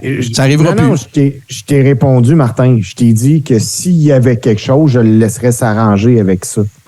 Il y aura rien. Parce que le kid... des mondes. Il n'y aura rien parce que le kid, puis probablement que ses parents, c'est un fan de lutte, puis qui sait qu'il peut avoir des débordements puis des affaires qui n'ont pas d'allure quand tu vas dans un gala de lutte. Ça rendra pas ça plus intelligent, plus légal, moins tata, moins maillet, sauf qu'il savait dans quelles circonstances il était. Et là, il est reparti avec un paquet de merch, d'étiquettes, puis il a rencontré toutes ses idoles. C'est tout. Non. Parfait, je te leur demande qu'est-ce que tu veux qu'ils fassent. Oh, Lise, comment qu'il faut que je l'explique que ça se fait pas, tu touches pas aux femmes. Parfait. Fait que là, à cette heure, qu'est-ce qu'on fait avec MJF? On le calisse dehors? Ce qu'on fait avec, c'est que si les parents ont il y en aura pas. Ils vont le poursuivre. Il n'y en aura pas de poursuite. C'est sûr qu'ils ont signé un papier, c'est sûr. Il n'y en aura pas, Steve. C'est sûr, JC, qui ont fait signer un papier, parce que sinon, je le poursuivrais, Calis, puis je le laisserais s'arranger avec on en a parlé, Steve, il y a une couple de semaines. La AEW, avant ses shows, diffuse sur ses écrans un message de ne pas rester dans le chemin des lutteurs. Hey, là, je suis en train de m'emporter. Ma femme qui arrive dans la cuisine, puis elle me regarde. Je parle du verre de tequila qui a été lancé. Ouais, mais JC, on s'en fout de ça. On s'en fout. Toi, ça t'interpelle parce que toi, tu ferais jamais ça, Steve. Sauf que regarde. Jamais? Mais oui, mais c'est parce que là, ça va finir que si on continue cette conversation-là, tu vas dire que les parents sont caves de ne pas poursuivre MJF. C'est peut-être juste des fans de lutte, les parents, là. Ça se peut, Martin, mais je serais jamais d'accord de dire. Parfait. Écoute. Moi non plus. Non, mais de dire. Ah, ben là, il faut qu'ils s'en attendent, ça peut arriver. Non! Ben, il peut arriver des choses. Spécifiquement, les disclaimers, là, ça devrait pas dire faites attention, les enfants, ça se peut qu'MJF, s'il passe dans votre rangée, s'il voit un verre de tequila, va vous le calisser d'en face. C'est pas de ça qu'on parle. On parle que. Regarde, moi, t'en donner un autre exemple. Si à un moment donné. Regarde, on va en parler tantôt des matchs qu'il y a eu du blading. Bon, tu sais, si à un moment. Écoute, Chris, je sais pas, moi, Hannibal peut t'en parler, des fans qui se sont déjà fait asperger de sang parce que Abdullah, il se promenait avec la fourchette puis il plantait ça dans le front des autres puis toute la kit. Moi, ce que je dis, il y a des affaires qui sont pas correctes. Il faut qu'il y ait des mesures qui soient prises. Il faut que Tony Khan, il dise à MJF, là, regarde, les kids, tu touches pas à ça. Les femmes, tu touches pas à ça. Puis regarde, slack le pompon, là, t'en as en masse la heat. Next, on avance après ça, là. Fin. Puis il fera plus, c'est tout. Toi, ça t'interpelle à un autre niveau. C'est ça. Puis puis Tony Khan, il peut dire à MJF, regarde, si tu refais ça puis ça a des conséquences, non seulement je te calisse dehors, tu t'arrangeras avec eux autres. That's it. That's it. Bon, mais là, tu sais, c'est parce que là, on continue, puis on spin, puis on spin, puis on spin. Regarde, puis je veux dire, si le kid, il n'y en a pas de problème, puis que les parents, ben garde, c'est gardé, là, oui, c'est cave en esti ce que tu as fait, MJF, mais là, garde, c'est correct, là, puis on avance, puis tout, ben c'est fini, on avance. Mais ça veut pas dire que parce que moi, je dis ça, que je trouve ça correct qu'il fasse ça. Moi aussi, je trouve ça sans dessin. Je trouve ça tata. Tu sais-tu, en plus, que ça a l'air, je pense que c'est sur Lutte Québec que j'ai vu ça, qu'en plus, ça a fait modifier un spot qui était supposé de se passer à WWE. Ah. Oui. Après qu'il y ait eu les événements d'MJF, à Raw, il était supposé d'avoir quelque chose de similaire. Je me souviens pas avec quel worker, puis ils ont décidé de canner ça à cause de ce qui est arrivé avec MJF la veille. Fait que, garde, ça marche, là. Ça marche. Ils n'ont pas fait le spot pantoute. Fait qu'il y a quelqu'un qui a allumé. Mais là, il ne faut pas non plus, tu sais, en venir à... actionne-moi ça pour 395 millions parce que là, tu aurais pu le rendre aveugle, de la tequila, là, tu sais. C'est sûr là, que c'était pas un bon mot, mais il ne faut pas vérifier. Si tu vas sur le processus disciplinaire d'une entreprise, parce que ça reste une entreprise, là, ouais, tu lui donnes un avertissement, il recommence, tu lui mets à l'amende. Ouais. Tu lui piges dans ses poches direct. Tu sais, puis Tony Khan, en plus, il en a parlé dans le scrum après. Il a dit, garde, c'est sûr que c'était in character, là, mais tu sais, il a dit, tu sais, c'est indigne d'un champion, je me souviien plus. Écoute bien ça, je vais te le lire, Steve, écoute-moi. Le segment dans lequel MJF a lancé un verre de tequila sur un jeune fan à AEW Revolution dimanche soir, un incident réel en passant, a forcé la WWE à mettre de côté une idée qui aurait pu semer la controverse.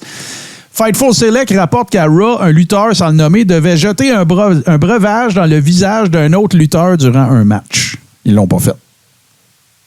OK. Moi, là, je vais vous amener une hypothèse. Vous allez juste me dire qu'est-ce que vous feriez, là. Parfait. Puis après ça, j'en parle plus. OK.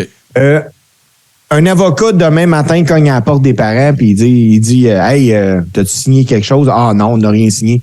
Peut avoir bien de l'argent pour ça. Il poursuit. T'es Tony Khan. Tu laisses-tu MJF s'arranger avec ça? Envoie tes avocats. Ben ouais, c'est ça. T'appelles tes avocats à toi, puis tu vas arranger ça. Il doit bien des avocats pour gérer ça. Ben ouais, c'est ça. Lors de la promotion de Mission Impossible, là, ça, vous pouvez aller voir, vous allez le trouver facilement. Tom Cruise, il est envahi de paparazzi, puis il se sauve, puis en se sauvant, il rentre dans un kid, le kid tombe à terre, se pète la tête. Ça a coûté 3,5 millions à l'assureur. Parfait. Parce que c'était considéré comme un assaut sur un enfant. Ah ouais, pas de problème. Mais le kid s'est pas fendu à la tête, là. Non, mais c'est un assaut pareil, JC. Steve, ouais, je te le répète encore une fois. Les boys, regarde, on n'a pas parlé des combats, puis il est rendu 8h24. On va en parler. Okay. On va en parler. Steve, je te le redemande une dernière fois, là. OK? Fait que là, toi, là, t'es Tony Khan. Qu'est-ce que tu fais avec MJF? Je peux pas le crisser de voir. Je peux te dire que si jamais j'ai une poursuite ou whatever, je le laisse s'arranger avec. Je dis, je te défends même pas, ça te coûtera ce que ça te coûte. Parfait. Fait que là, qui te dit que c'est pas ça qui va arriver? C'est ce que je dis. Je ne sais pas si... Moi, je suis persuadé que quand ils ont emmené le kid en arrière, qu'il y a du monde qui ont déjà fait signer de quoi aux parents pour « Hey, tu nous actionnes pas » parce qu'ils savaient, eux autres. Fait que là, c'est réglé. Et si je suis Tony Khan puis je reçois une poursuite, arrange-toi avec. Je te défends pas là-dessus. Bon, T'es un parfait. épais. Fait que s'il en reçoit une, on commentera ça. Puis on peut pas dire s'ils ont fait signer de quoi, on n'était pas là. Ah non, c'est ça, on n'est pas là. Fait que, qu'est-ce que vous avez retenu de ces matchs, des matchs de cette soirée? Très riche en rebondissements. Moi, j'ai bien aimé ça. Moi, je peux déjà vous dire en partant que l'affaire que j'ai remarquée, c'est que je considère que la division féminine de la AEW a énormément de potentiel. Ça, c'est la première affaire que j'ai. Ça, je suis d'accord avec toi. Moi aussi, j'ai remarqué qu'ils s'étaient démarqués énormément durant Revolution. Moi, c'est juste que tu sais, ils ont comme pas ils ont pas de Charlotte ou whatever, mais ils ont pas de Sushki non plus. Ça dit, oui, ça dit. En tout cas, elle, là. Tu sais, ils ont toute leur place là, puis ils sont capables de compter des bonnes histoires. Non, ils ont très, très, très bien fait, les filles. Oui, j'ai bien aimé ça. J'ai bien aimé, j'ai aimé le swerve aussi de Ruby Soho. J'ai aimé ça. J'ai bien aimé ça. J'aime bien comment le bébé se présente. J'aime bien comment Moi, j'en reviens pas qu'elle était à WWE puis qu'ils n'ont rien su faire avec. Moi, j'ai jamais aimé Ruby Soho. J'ai jamais trippé. Ouais, je la trouvais bonne, en fait. Elle est bonne, mais tu sais, elle est pas. Si tu compares avec les tops qu'ils ont à WWE, moi, je trouve qu'elle n'est pas là. Elle est trop petite, elle n'est pas assez athlétique. Elle n'est pas dans la même ligue. Non, c'est ça. On regarde-tu à la carte, les boys? Oh ouais, moi, je l'ai devant moi, fait qu'on va y aller. Briscoe, Lucha Brothers, je l'ai même pas vu ce match-là. C'était-tu un dark match? C'était-tu dans le pre-show? Bon, ben regarde, on va passer. On va tout de suite y aller avec Ricky Starks, que j'aime beaucoup, moi, que je l'aimais même dans le temps d'NWA Power avant qu'il traverse, contre Jericho. Jericho l'a mis over. Moi, je le sais que Tony Khan et la AEW voient des grandes choses dans Ricky Starks. Puis moi, je pense que Jericho, il a juste fait les honneurs. Il l'a mis over parce que c'est ça que tu fais quand t'es rendu à 50 cucs, là. Je veux dire, tu peux pas... Moi, je pense que s'il continue à bien performer, Ricky Starks, il pourrait avoir le spot que moi, je pensais que Sammy Guevara allait avoir. Ouais, pas fou, c'est vrai. Ben, Sammy Guevara, c'est un hostie de bon worker, mais c'est un maillet. Fait que, regarde... c'est ça. M'amener le monde sa tanne, là, tu sais, puis le monde veut pas mettre over des maillets, là, même s'ils sont bien bons, là, tu sais, si le gars, c'est sans dessin, regarde... C'est pas le problème à personne. Là. Mais les chops dans ce match-là, c'était solide. Là. Oh, ouais. Ouais, mais le spear, là, excuse-moi, Martin, mais le spear que Stark a livré là, sur Jericho, avec l'effet de jump qu'il y avait avant qu'il rentre dedans, là, c'était du solide. Là. Oh, ouais. Oh non, c'est un bon match, un très bon match. Puis c'est un match que, tu sais, Jericho, il peut perdre toute l'année, puis il va encore avoir du swag. Là. C'est ça qui arrive là, avec Jericho. Là. T'sais, je sais qu'il y en a qui trouvent qu'il est vieux, puis il n'y a plus de chest, puis il est incroyable. Moi, j'adore Chris Jericho. Puis sauf que, regarde, j'espère qu'il ne deviendra pas un Taker puis un Goldberg, puis qu'il va attendre de s'auto-commotionner puis s'en aller chez eux. Je pense qu'il y a encore du fun. Je pense qu'il y a encore quelque chose à apporter. Je pense qu'il fait ses matchs, il est design en fonction de ses capacités, puis que c'est encore très acceptable, puis que la journée que ça ne le sera plus, il va savoir quand s'en aller, je pense. Oui. Puis la semaine d'après, il va être au Hall of Fame de la I. Oui. Même s'il l'a collé, qu'il finirait sa carrière. Là. Jungle Boy, Jack Perry, on sent très bien le changement de marketing. Là. On prononce son nom maintenant, c'est plus juste Jungle Boy. Contre Christian Cage. Première affaire que j'ai à dire de ce match-là, c'est que Christian Cage est encore en forme, man. Ouais. Hey, il a la même shape que quand il luttait à I. Je sais pas quel âge qu'il est rendu, Christian Cage. Je vais essayer de trouver ça en attendant. Mais moi, écoute, Christian, je l'ai trouvé non seulement en forme, je m'attendais à rien de ce combat-là. Très bon. Il m'a énormément surpris là-dedans. Christian Cage, il a 49 ans, man. Puis Jericho, il a 52. C'est ça je pensais tantôt. C'est ça que j'aurais dit. Là. Fait que, en tout cas, un super bon match, super bon combat. Tu sais, pas trop, juste assez. Tu sais, il y a eu des gros moves, là, mais juste assez. Tu sais, c'est pas trop gory, pas trop. Puis bon, là, moi, ce que je trouvais spécial, c'est casket match. Tu sais, je sais que vous pensez qu'ils ont pris ça, là. Mais bon, tu sais, ça n'existait pas avant. Mais bon, ça, c'est pas plus grave que ça. House of Black, qu'on pensait tous qu'ils n'étaient plus là. Pour les Six-Man Tag Team, contre The Elite. Moi, tout ce que j'ai à dire, c'est que je suis content que The Elite... Excusez, on va divulgacher. Je suis content que The Elite ait perdu. Enfin. Hey, Buddy Matthew, là, c'est une machine. Ah, c'est une machine. C'est une machine. Faut qu'il fasse Malakai Black, la même affaire. Colin, hey, les gars, là, non, ça a été un super bon match. Ouais, ça. très bon. Puis j'étais tellement content de la défaite de The Elite parce que Kenny Omega, là, je suis seul qui trouve que dans un ring, là, ses faces, on dirait un chevreuil devant des lumières de truck. Ben, moi, je le dis tout le temps, il en fait trop. On en a souvent parlé. Ah oui. C'était. Ben ouais, pourquoi tu penses que Jim Cornette l'appelle Laurence Olivier? Parce qu'il joue trop, puis tout le temps, les bras dans les airs, puis moi, les baguettes en l'air, ça m'a tout le temps énervé. Ça m'énervait dans le temps de New Japan, dans le temps du Cleaner, ça m'énerve à Star. J'ai jamais aimé le ring presence de ce gars-là. Jamais. C'est un worker extraordinaire. Le gars, il a une patate de fou. C'est un cardio hors norme, mais hostie qui m'énerve. J'ai rien à faire. Je suis pas capable de le regarder longtemps. Il m'énerve. Je trouve qu'il surfait tout. C'est surjoué tout le temps. Tu peux-tu en enlever un petit peu, là, comme il disait dans Ding et Dong. Combat des dames. Jamie Hayter avec Britt Baker, DMD. Saraya, anciennement Paige, bien sûr, à la WWE, avec Toni Storm en heel et Ruby Soho. Et ça a fini que là, il y a des factions féminines et Jamie Hayter qui a remporté. Tu sais, Jamie Hayter... Elle avait l'air dans le ring de ne pas avoir d'affaires là avec eux autres. T'sais, on aurait dit qu'elle se battait avec des petites personnes. Puis c'est Nicolas Dénommé là, qui lui, il y a beaucoup dans le chat qui voit Jamie Hayter dans sa soupe. Oui, puis je suis dans ton équipe. Moi aussi, définitivement. J'aime Nicolas, bien ça. on mange de la soupe à un moment donné. Fait que, puis là, ben, à la fin, les factions se sont comme précisées, puis Ruby Soho, ben, rendu body avec Toni Storm et Saraya. Fait que ça va être, c'est clair qu'il va y avoir une faction. Puis là, je présume que ce vers quoi on s'en va, on n'a pas le choix, ça va être Jamie Hayter contre la championne TNT que je veux nommer, mais que j'oublie son nom, là. Jade Cargill. Ouais, il faut qu'on aille là, parce que là tu auras un choc de titan intéressant. Faut pas oublier que Thunder Rosa n'est pas encore revenu comme officiellement.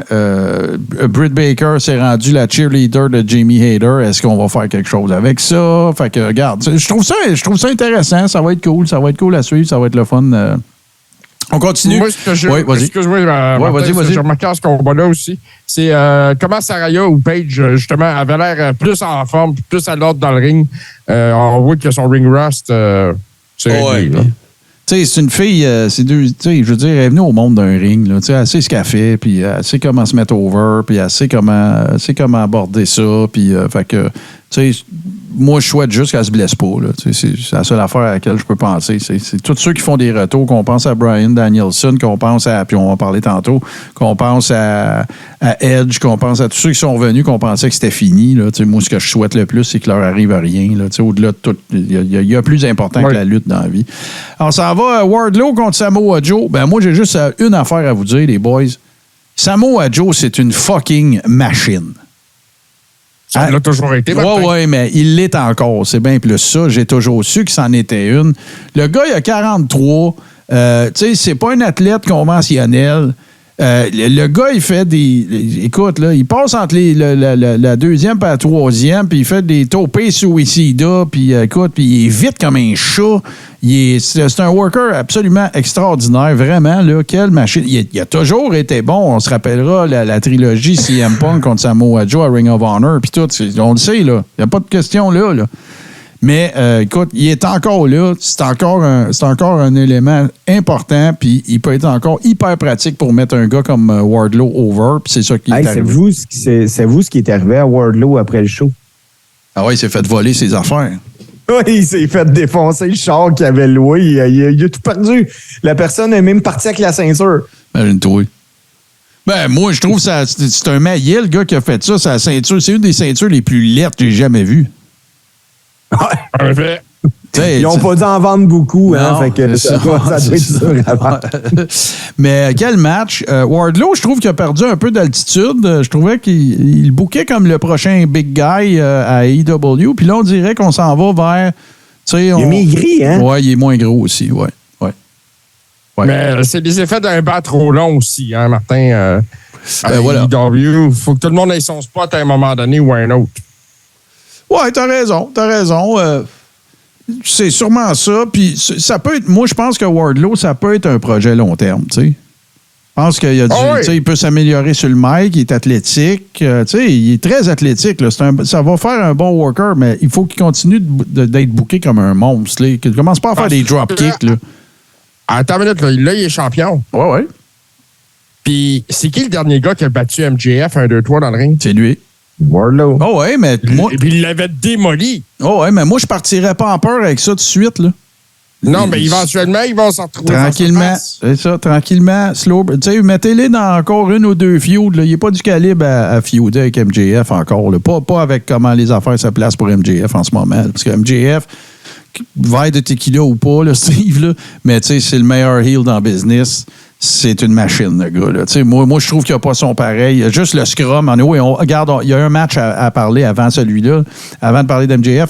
Les Guns contre The Acclaimed, contre Jay Lethal, Jeff Jarrett. Jeff Jarrett, étonnamment, encore en très, très bonne shape.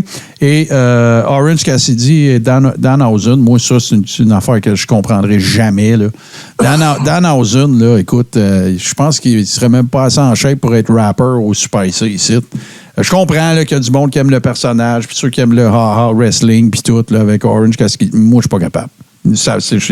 Traitez-moi de Jim Cornette, traitez-moi de ce que vous voudrez, mais moi, je suis pas capable. Pas capable. En plus, il est champion. Je me souviens plus de quel belt qu'il a, là, Orange Cassidy. Là. Puis, non, il n'y a rien à faire. Je suis pas capable. Les champions All-Atlantic. All-Atlantic, merci beaucoup. J'allais dire North American, mais c'était NXT, ça. Fait que, ben écoute, ça s'est soldé par une victoire des Guns. Un peu un gimmick match là, qu'on voulait mettre un peu tout le monde. C'était le match faible de la soirée, ça. Ouais. Sauf que, par contre, il y a quand même eu un high spot là-dedans, c'est qu'à la fin... Là, les Guns braillaient que c'était eux autres les meilleurs, puis FTR s'est présenté. Puis là, ça a l'air qu'FTR, ils ont signé plusieurs années là, avec AEW. Fait que là, ça devrait squasher les rumeurs de retour à I. Là. Y a-tu quelqu'un qui va me dire comment il s'est fendu, le gars d'FTR? C'est pas... Ouais, c'est vrai... Dax Harwood, il s'est ramassé avec une espèce de coupure au-dessus d'un œil, un peu comme un boxeur. Ouais. On aurait dit que il doit s'être accroché. Tu sais, Steve, ça peut être un ongle. Oh, oui. De toute façon, regarde, moi, je le sais qu'est-ce qui est arrivé. Ça a bladé dans tous les matchs. Tu n'avais pas bladé dans celui-là. Il a dit, hey, il faut qu'il y ait du sang, là. Va blader. T'as passé le Texas Deathmatch, hein? Oui, je l'ai passé, c'est vrai. Je l'ai échappé. Bon, regarde, on va closer avec les deux bladages de cochon, comme tu le dis. Fait que, oui, on va y aller à Hangman Adam Page contre Jon Moxley. Moi, je veux ouvrir, par rapport à ce match-là, je veux ouvrir en disant quelque chose. Très simple. J'ai jamais l'engouement pour Jon Moxley. Jamais. Il arrive au ring, il a l'air de s'en colisser, il n'est pas en shape, il est attriqué comme la chienne à Jacques. J'ai jamais compris. Il a de l'air d'un gars qui rentre dans un bar. Oh, pour mon goût, à moi, là, je respecte l'opinion de tout le monde, puis il y en a peut-être qui trouvent bien bon. Moi, j'ai jamais embarqué. Lunatic Fringe, là, quand il faisait des niaiseries, il arrivait avec des cartes de hot dog à WWE. Je trouvais ça... Il y a une couple d'affaires que j'ai trouvé drôles, là, mais comme worker, j'ai jamais embarqué. Jamais. Oui, c'est vrai, j'étais Ah. allé voir son âge. Pour ceux qui se le demandent, Jeff Jarrett, 55 ans quand même, là, puis il est en shape. Ouais, puis il est en shape solide. Ouais. Mais tu sais, en même temps, là, on parlait d'MJF avec le verre de tequila, on a parlé à outrance, là. Mais en même temps, là, d'exposer des enfants à un combat de cochon comme ça, là. C'est sûr que écoute, moi c'est rare. C'est très, très, très rare. Là. Tu sais, j'ai déjà trouvé des affaires trop gore. Là. C'était soit CZW. CZW puis Pro Wrestling Guerrilla. C'est déjà arrivé que je fasse... tu sais, j'y regarde, là, mais à AEW, là, le combat Hangman Adam Page contre Jon Moxley, c'est probablement un des plus gory que j'ai jamais vu. Pour une fête majeure, là, tu sais, même tu sais, je veux dire, on était dans la ligue de ECW. Là. Bon, oui, vraiment. Puis ils ont été loin. C'est là que tu vois que AEW là, essaye de piger partout. Là. Essaye de piger d'un fan de la WWE. Essaye d'aller piger d'un fan de la GCW. ECW il voit qu'il y a un public pour le hardcore. Mais Moxley, c'est rendu que quand il saigne pas, on dirait qu'on fait comme wow, c'est quoi? Il a-tu échappé sa blade en s'en venant? Ah ouais, on dirait qu'il est là pour ça. On dirait que C'est rendu une joke. Ouais. Le pire, les boys, moi je vous invite à aller voir le match Jon Moxley contre Mike Bailey. Hey, les gars, ils font de la lutte. Moxley sait lutter. Ah, ben oui, je dis pas qu'il le sait pas, mais j'aime pas le body language de Jon Moxley, c'est je m'en calisse tout le temps. Ouais. Puis moi, j'aime pas ça. Je trouve pas ça intéressant. Ça m'interpelle pas. Il arrive tout le temps, il mange des mains. Il a l'air de pas vouloir être là. Ça m'énerve. J'ai jamais trippé sur lui. Là, à un moment donné, là, il était parti à WWE puis il était revenu. C'est quand ils ont fait le One Night Only de Shield puis tout le kit. Il était allé, il me semble qu'il avait arrêté de boire ou je sais pas trop. Il était allé en détox, quelque chose de même. Puis là, il était revenu puis il était au gym puis tout. Là, je fais comme, wow, OK, là, on va peut-être pouvoir faire de quoi avec ça. Même quand il était dans The Shield, son personnage, c'était plus un worker, un stratège, un gars cérébral, tout. Là, à ce temps, il a juste l'air d'un esti BS qui s'en sac puis qui kite, là, tu sais, c'est le bord du chemin. Il m'interpelle pas. Il est revenu son personnage D&D du temps de la CZW. Ben ouais, CZW, puis Nick Gage, puis tout ça, là. Mais tu sais, quand t'as des enfants dans la foule, puis tu présentes des Texas Deathmatch. Hein. Ben, regarde. Moi, ça, c'est pour ça que je me pogne un peu avec Steve. Moi, je trouve ça pire que l'affaire de la tequila. Je trouve ça pire. Moi, tu vois, non. Il a utilisé une fourchette, Steve. Ah non, puis pas juste ça, tu sais, puis pas juste ça. Tu sais, là, quand tu produis un show de TV qui a de la lutte dedans, là, surtout un pay-per-view, là, que c'est pas une autre affaire, c'est pas pour vendre de la pub à Mountain Dew, là, c'est un pay-per-view, c'est pas pareil. Il y a des commanditaires, oui, mais tu comprends ce que je veux dire, tu sais. Ben, c'est des close-up shots, là. Le gars dans le truck, là, il faut qu'il dise au caméraman, OK, prends-moi ça serré, puis tout, puis c'est super proche, puis là, tu le vois, il t'appelle le raclé quasiment comme. Tu sais, ça a pas d'allure, ça. Ben, tu sais, t'aurais pu nous montrer ça autrement, moins graphique, puis ça aurait pu être quand même badass pareil, là. Je pense que c'est Moxley qui avait fait 2 shots dans le temps de la CZW. Il y a une shot, c'est un weed eater dans le ventre. Là. Ça pince un esti de temps. Puis l'autre, c'était la robe de fromage. Je sais pas si tu te rappelles de ça, JC. Hey, ça, c'est dégueulasse. Tu sais, je me dis, écoute, d'après moi, il va aller là bientôt. Ben, en tout cas, regarde, moi j'ai aimé le finish, j'ai aimé le personnage qu'Adam Page a joué là-dedans, tu sais, du gars qui abandonne jamais, tout. J'ai aimé le scénario du match, j'ai bien aimé ça, mais les affaires gory, moi, ça m'écoeure. Je trouve c'était Rocky contre Drago. Oh, ouais, c'était trop. Fait que pour mon gars à moi, mais là, il y a du monde qui aime ça, puis c'est bien correct, là. Salut, Red is Dead, un ami de la France. Mais c'est ça. Fait qu'il y a des gens qui aiment ça, puis c'est correct, puis ils ont le droit. Moi, j'aime pas ça. J'aime ça stiff, j'aime ça badass. Ça me dérange pas qu'il y ait du sang. Je pense que le sang, ça a sa place quand ça raconte l'histoire. On comprend que c'était un match à finir. Adam Page puis Jon Moxley, c'était les deux mutuellement blessés, puis c'était un gros combat à finir et tout. Mais regarde, t'avais pas besoin de faire ça Street Fight à la CZW pour atteindre le même résultat puis mettre les deux gars over. Puis là, tout ce que ça me permet de dire, c'est que j'ai trouvé Adam Page correct dans le match. Puis Jon Moxley, ben ça me donne juste que c'est son fun dans la vie, c'est de blader. C'est ça que ça me donne comme impression. C'est le seul temps qu'il n'a pas l'air de s'en colisser, c'est quand il blade. En Fait tout que cas, là, il se calisse que sa blonde avait de l'air folle avec son saut de trop grand dans le ring quand elle faisait les entrevues. Ouais, mais ça... Main event. C'est ça. J'ai pas de commentaire à faire là-dessus. Fait que on va aller du côté de 60-minute Ironman match. Puis là, il faut qu'on dise de quoi, OK? À cause de WrestleMania 12, à cause du match Brett contre Shawn, ben tous les matchs, toutes les promotions qui décident de faire un Ironman match, ben sont boités. Parce qu'ils sont toujours comparés à ce match-là, qui, pour moi, est overrated quand même.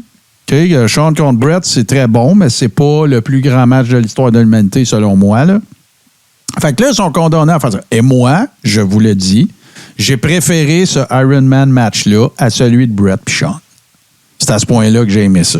J'ai trouvé qu'il aurait pu, encore une fois, côté sang, puis, tu sais, il y a un moment donné, là, quand MJF, il blade, là, tabarnak, là, c'est débile, là.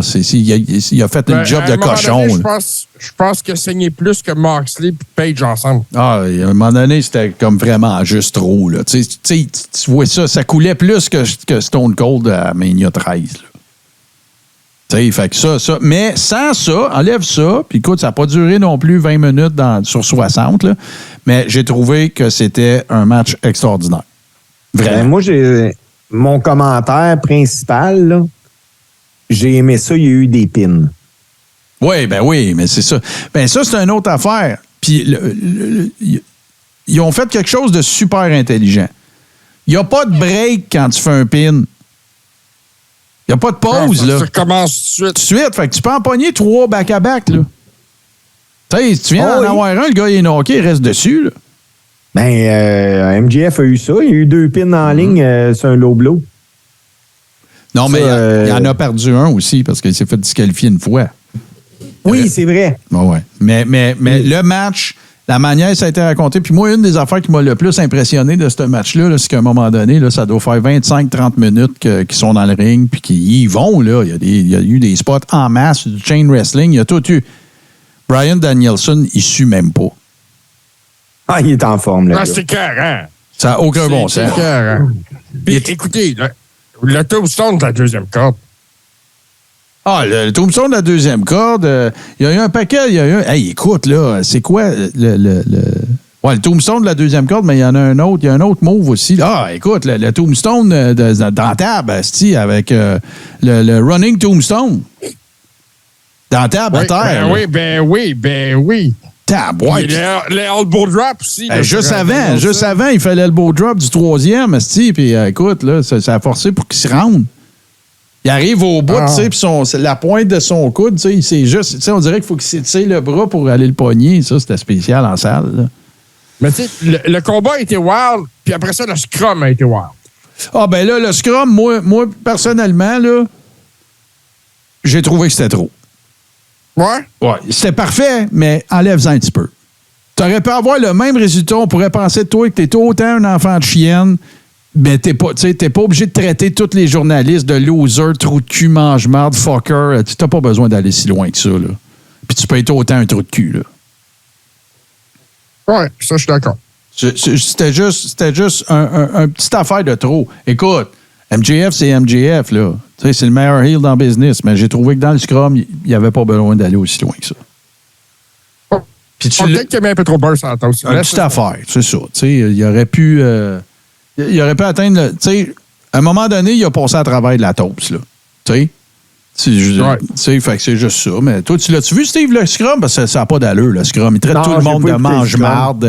Tu sais, il est resté in character, il l'a bien fait. Puis tu sentais qu'à un moment donné, vers la fin, l'adrénaline tombait, il était brûlé mort. Puis là, il écœurait moins. Puis il disait merci beaucoup. Puis blablabla. Mais à un moment donné, au début, là, quand il start, là, c'était un peu trop. Là, c'est comme...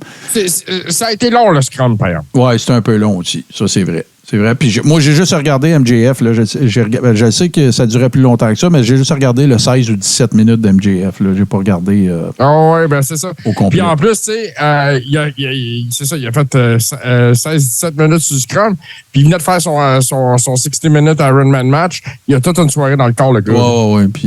Puis j'ai aimé ces petites pointes à CM Punk, par exemple. Mais là, il y en a qui spéculent que ça pourrait vouloir dire que le prochain programme, ça serait avec lui.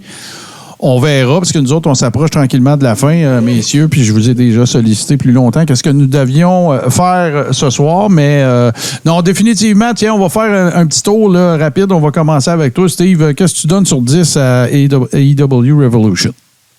6.5. On connaît pas mal les raisons. Selon moi, à toi, mon JC, comment t'as trouvé ça?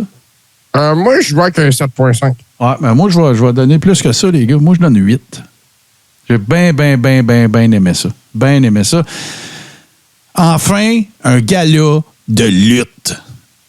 Ah, c'était une soirée de malade. C'est ça. Fait que ça, là, C'est moi, une ça... grosse journée de lutte dimanche, hein, parce que tu avais JCW aussi qui est en show, qui ont eu une invasion de la IWS. Oui, tout à fait. J'ai pas eu j'ai pas le choix de choisir mes bébelles, là, mais non, j'ai vraiment eu le sentiment que je venais de voir un gars. Il y a des affaires que j'ai pas aimées, c'est ça qui enlève des points, mais tout le reste, à part. Puis même, je te dirais que l'arrivée d'FTR à la fin du four-way, ça m'a réconcilié avec le four-way. J'ai trouvé que c'était un peu clunky, là. J'ai trouvé que c'était pas super tight, mettons, là, comment ça s'est déroulé, le match, là. Puis, il y a une couple de spots que, les gars n'avaient pas l'air trop timés. Mais sinon, l'arrivée d'FTR, le pop, tout le kit, les gars rentrent dans le ring, pètent la gueule. J'ai bien aimé ça. Fait que moi, c'était un 8. Fait qu'on a quoi? JC, 7.5, moi, c'est 8. Puis toi, Steve, c'était quoi, 6.5? 6.5. Je pense que tu donnes 6.5 à tous les pay-per-view. Je ne sais pas. Faudrait, je vais checker, les gars. Le prochain pay-per-view, il est sur 2 jours, c'est WrestleMania. Fait qu'on va checker combien je vais donner. Parfait. Excellent. Puis on va en parler de toute façon. Là, on va tomber... The Road to WrestleMania, mesdames et messieurs, commence officiellement pour nous autres là.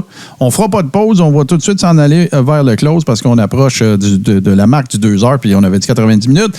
Je veux vous dire merci, messieurs. Je veux remercier les gens qui se sont joints à nous également. Hey, on a du monde des Europe en plus. Red is Dead qui est de la France. Merci à Yves aussi qui est un nouveau Ribber. Merci beaucoup. Merci à tout le monde d'être venu faire un petit tour. Je vous l'avais vu passer aussi. Il se passe beaucoup de choses sur Tout ce qui TV en fin de semaine. Samedi, on va parler de lutte aussi. Faut que je parle avec mes chums, mais moi, je vais être là samedi après-midi parce qu'on est en sub-bâton. Donc, si ça vous adonne, venez faire un petit tour, venez subber ou venez nous donner un follow ou venez passer une partie de la fin de semaine avec nous. Il va y avoir du stock beaucoup. Si vous nous avez découvert ce soir ou si vous ne le saviez pas, ben nous sommes également disponibles en podcast. Ça va être samedi midi sur toutes les plateformes, Apple Podcast, Google Podcast, Spotify, tout bon podcatcher Android. Évidemment, ben on a une plateforme, pas une plateforme, on a une communauté sur patreon.com/le carré rond. Qu'est-ce que ça donne? Ben, ça fait que si vous adhérez, vous avez accès à la Rib Room, qui est notre salle privée. Et, évidemment, les watch-along du Big Four, des pay-per-view de la WWE. Mais là, on va commencer à en intégrer aussi quand ça va être possible, là, parce que les pay-per-view le samedi, c'est vraiment cool. Puis la AEW devrait aller là, les autres aussi. C'est sûr que pour Steve et JC, des fois, ça veut dire que JC ring announce ou Steve, il travaille ces soirs-là. Mais en tout cas, on trouvera bien une façon. Il y a des nouvelles personnes aussi qui se sont ajoutées. Donc, venez faire un tour. On a bien du fun. Patreon.com/le carré rond. Et moi, ne me reste plus qu'à dire merci à mes comparses et à vous remercier, vous aussi, et à vous dire à la semaine prochaine. Mais avant, bien sûr, comme c'est la tradition, on se laisse sur le meilleur mash-up de musique de lutte. C'est l'œuvre de mon ami Super Dave Bérubé. Et j'ai plus rien à dire, moi, là. Je pense que c'est assez. Puis j'ai encore du micro à faire. Fait que, attention à vous autres, les amis. On se retrouve la semaine prochaine. Salut les boys.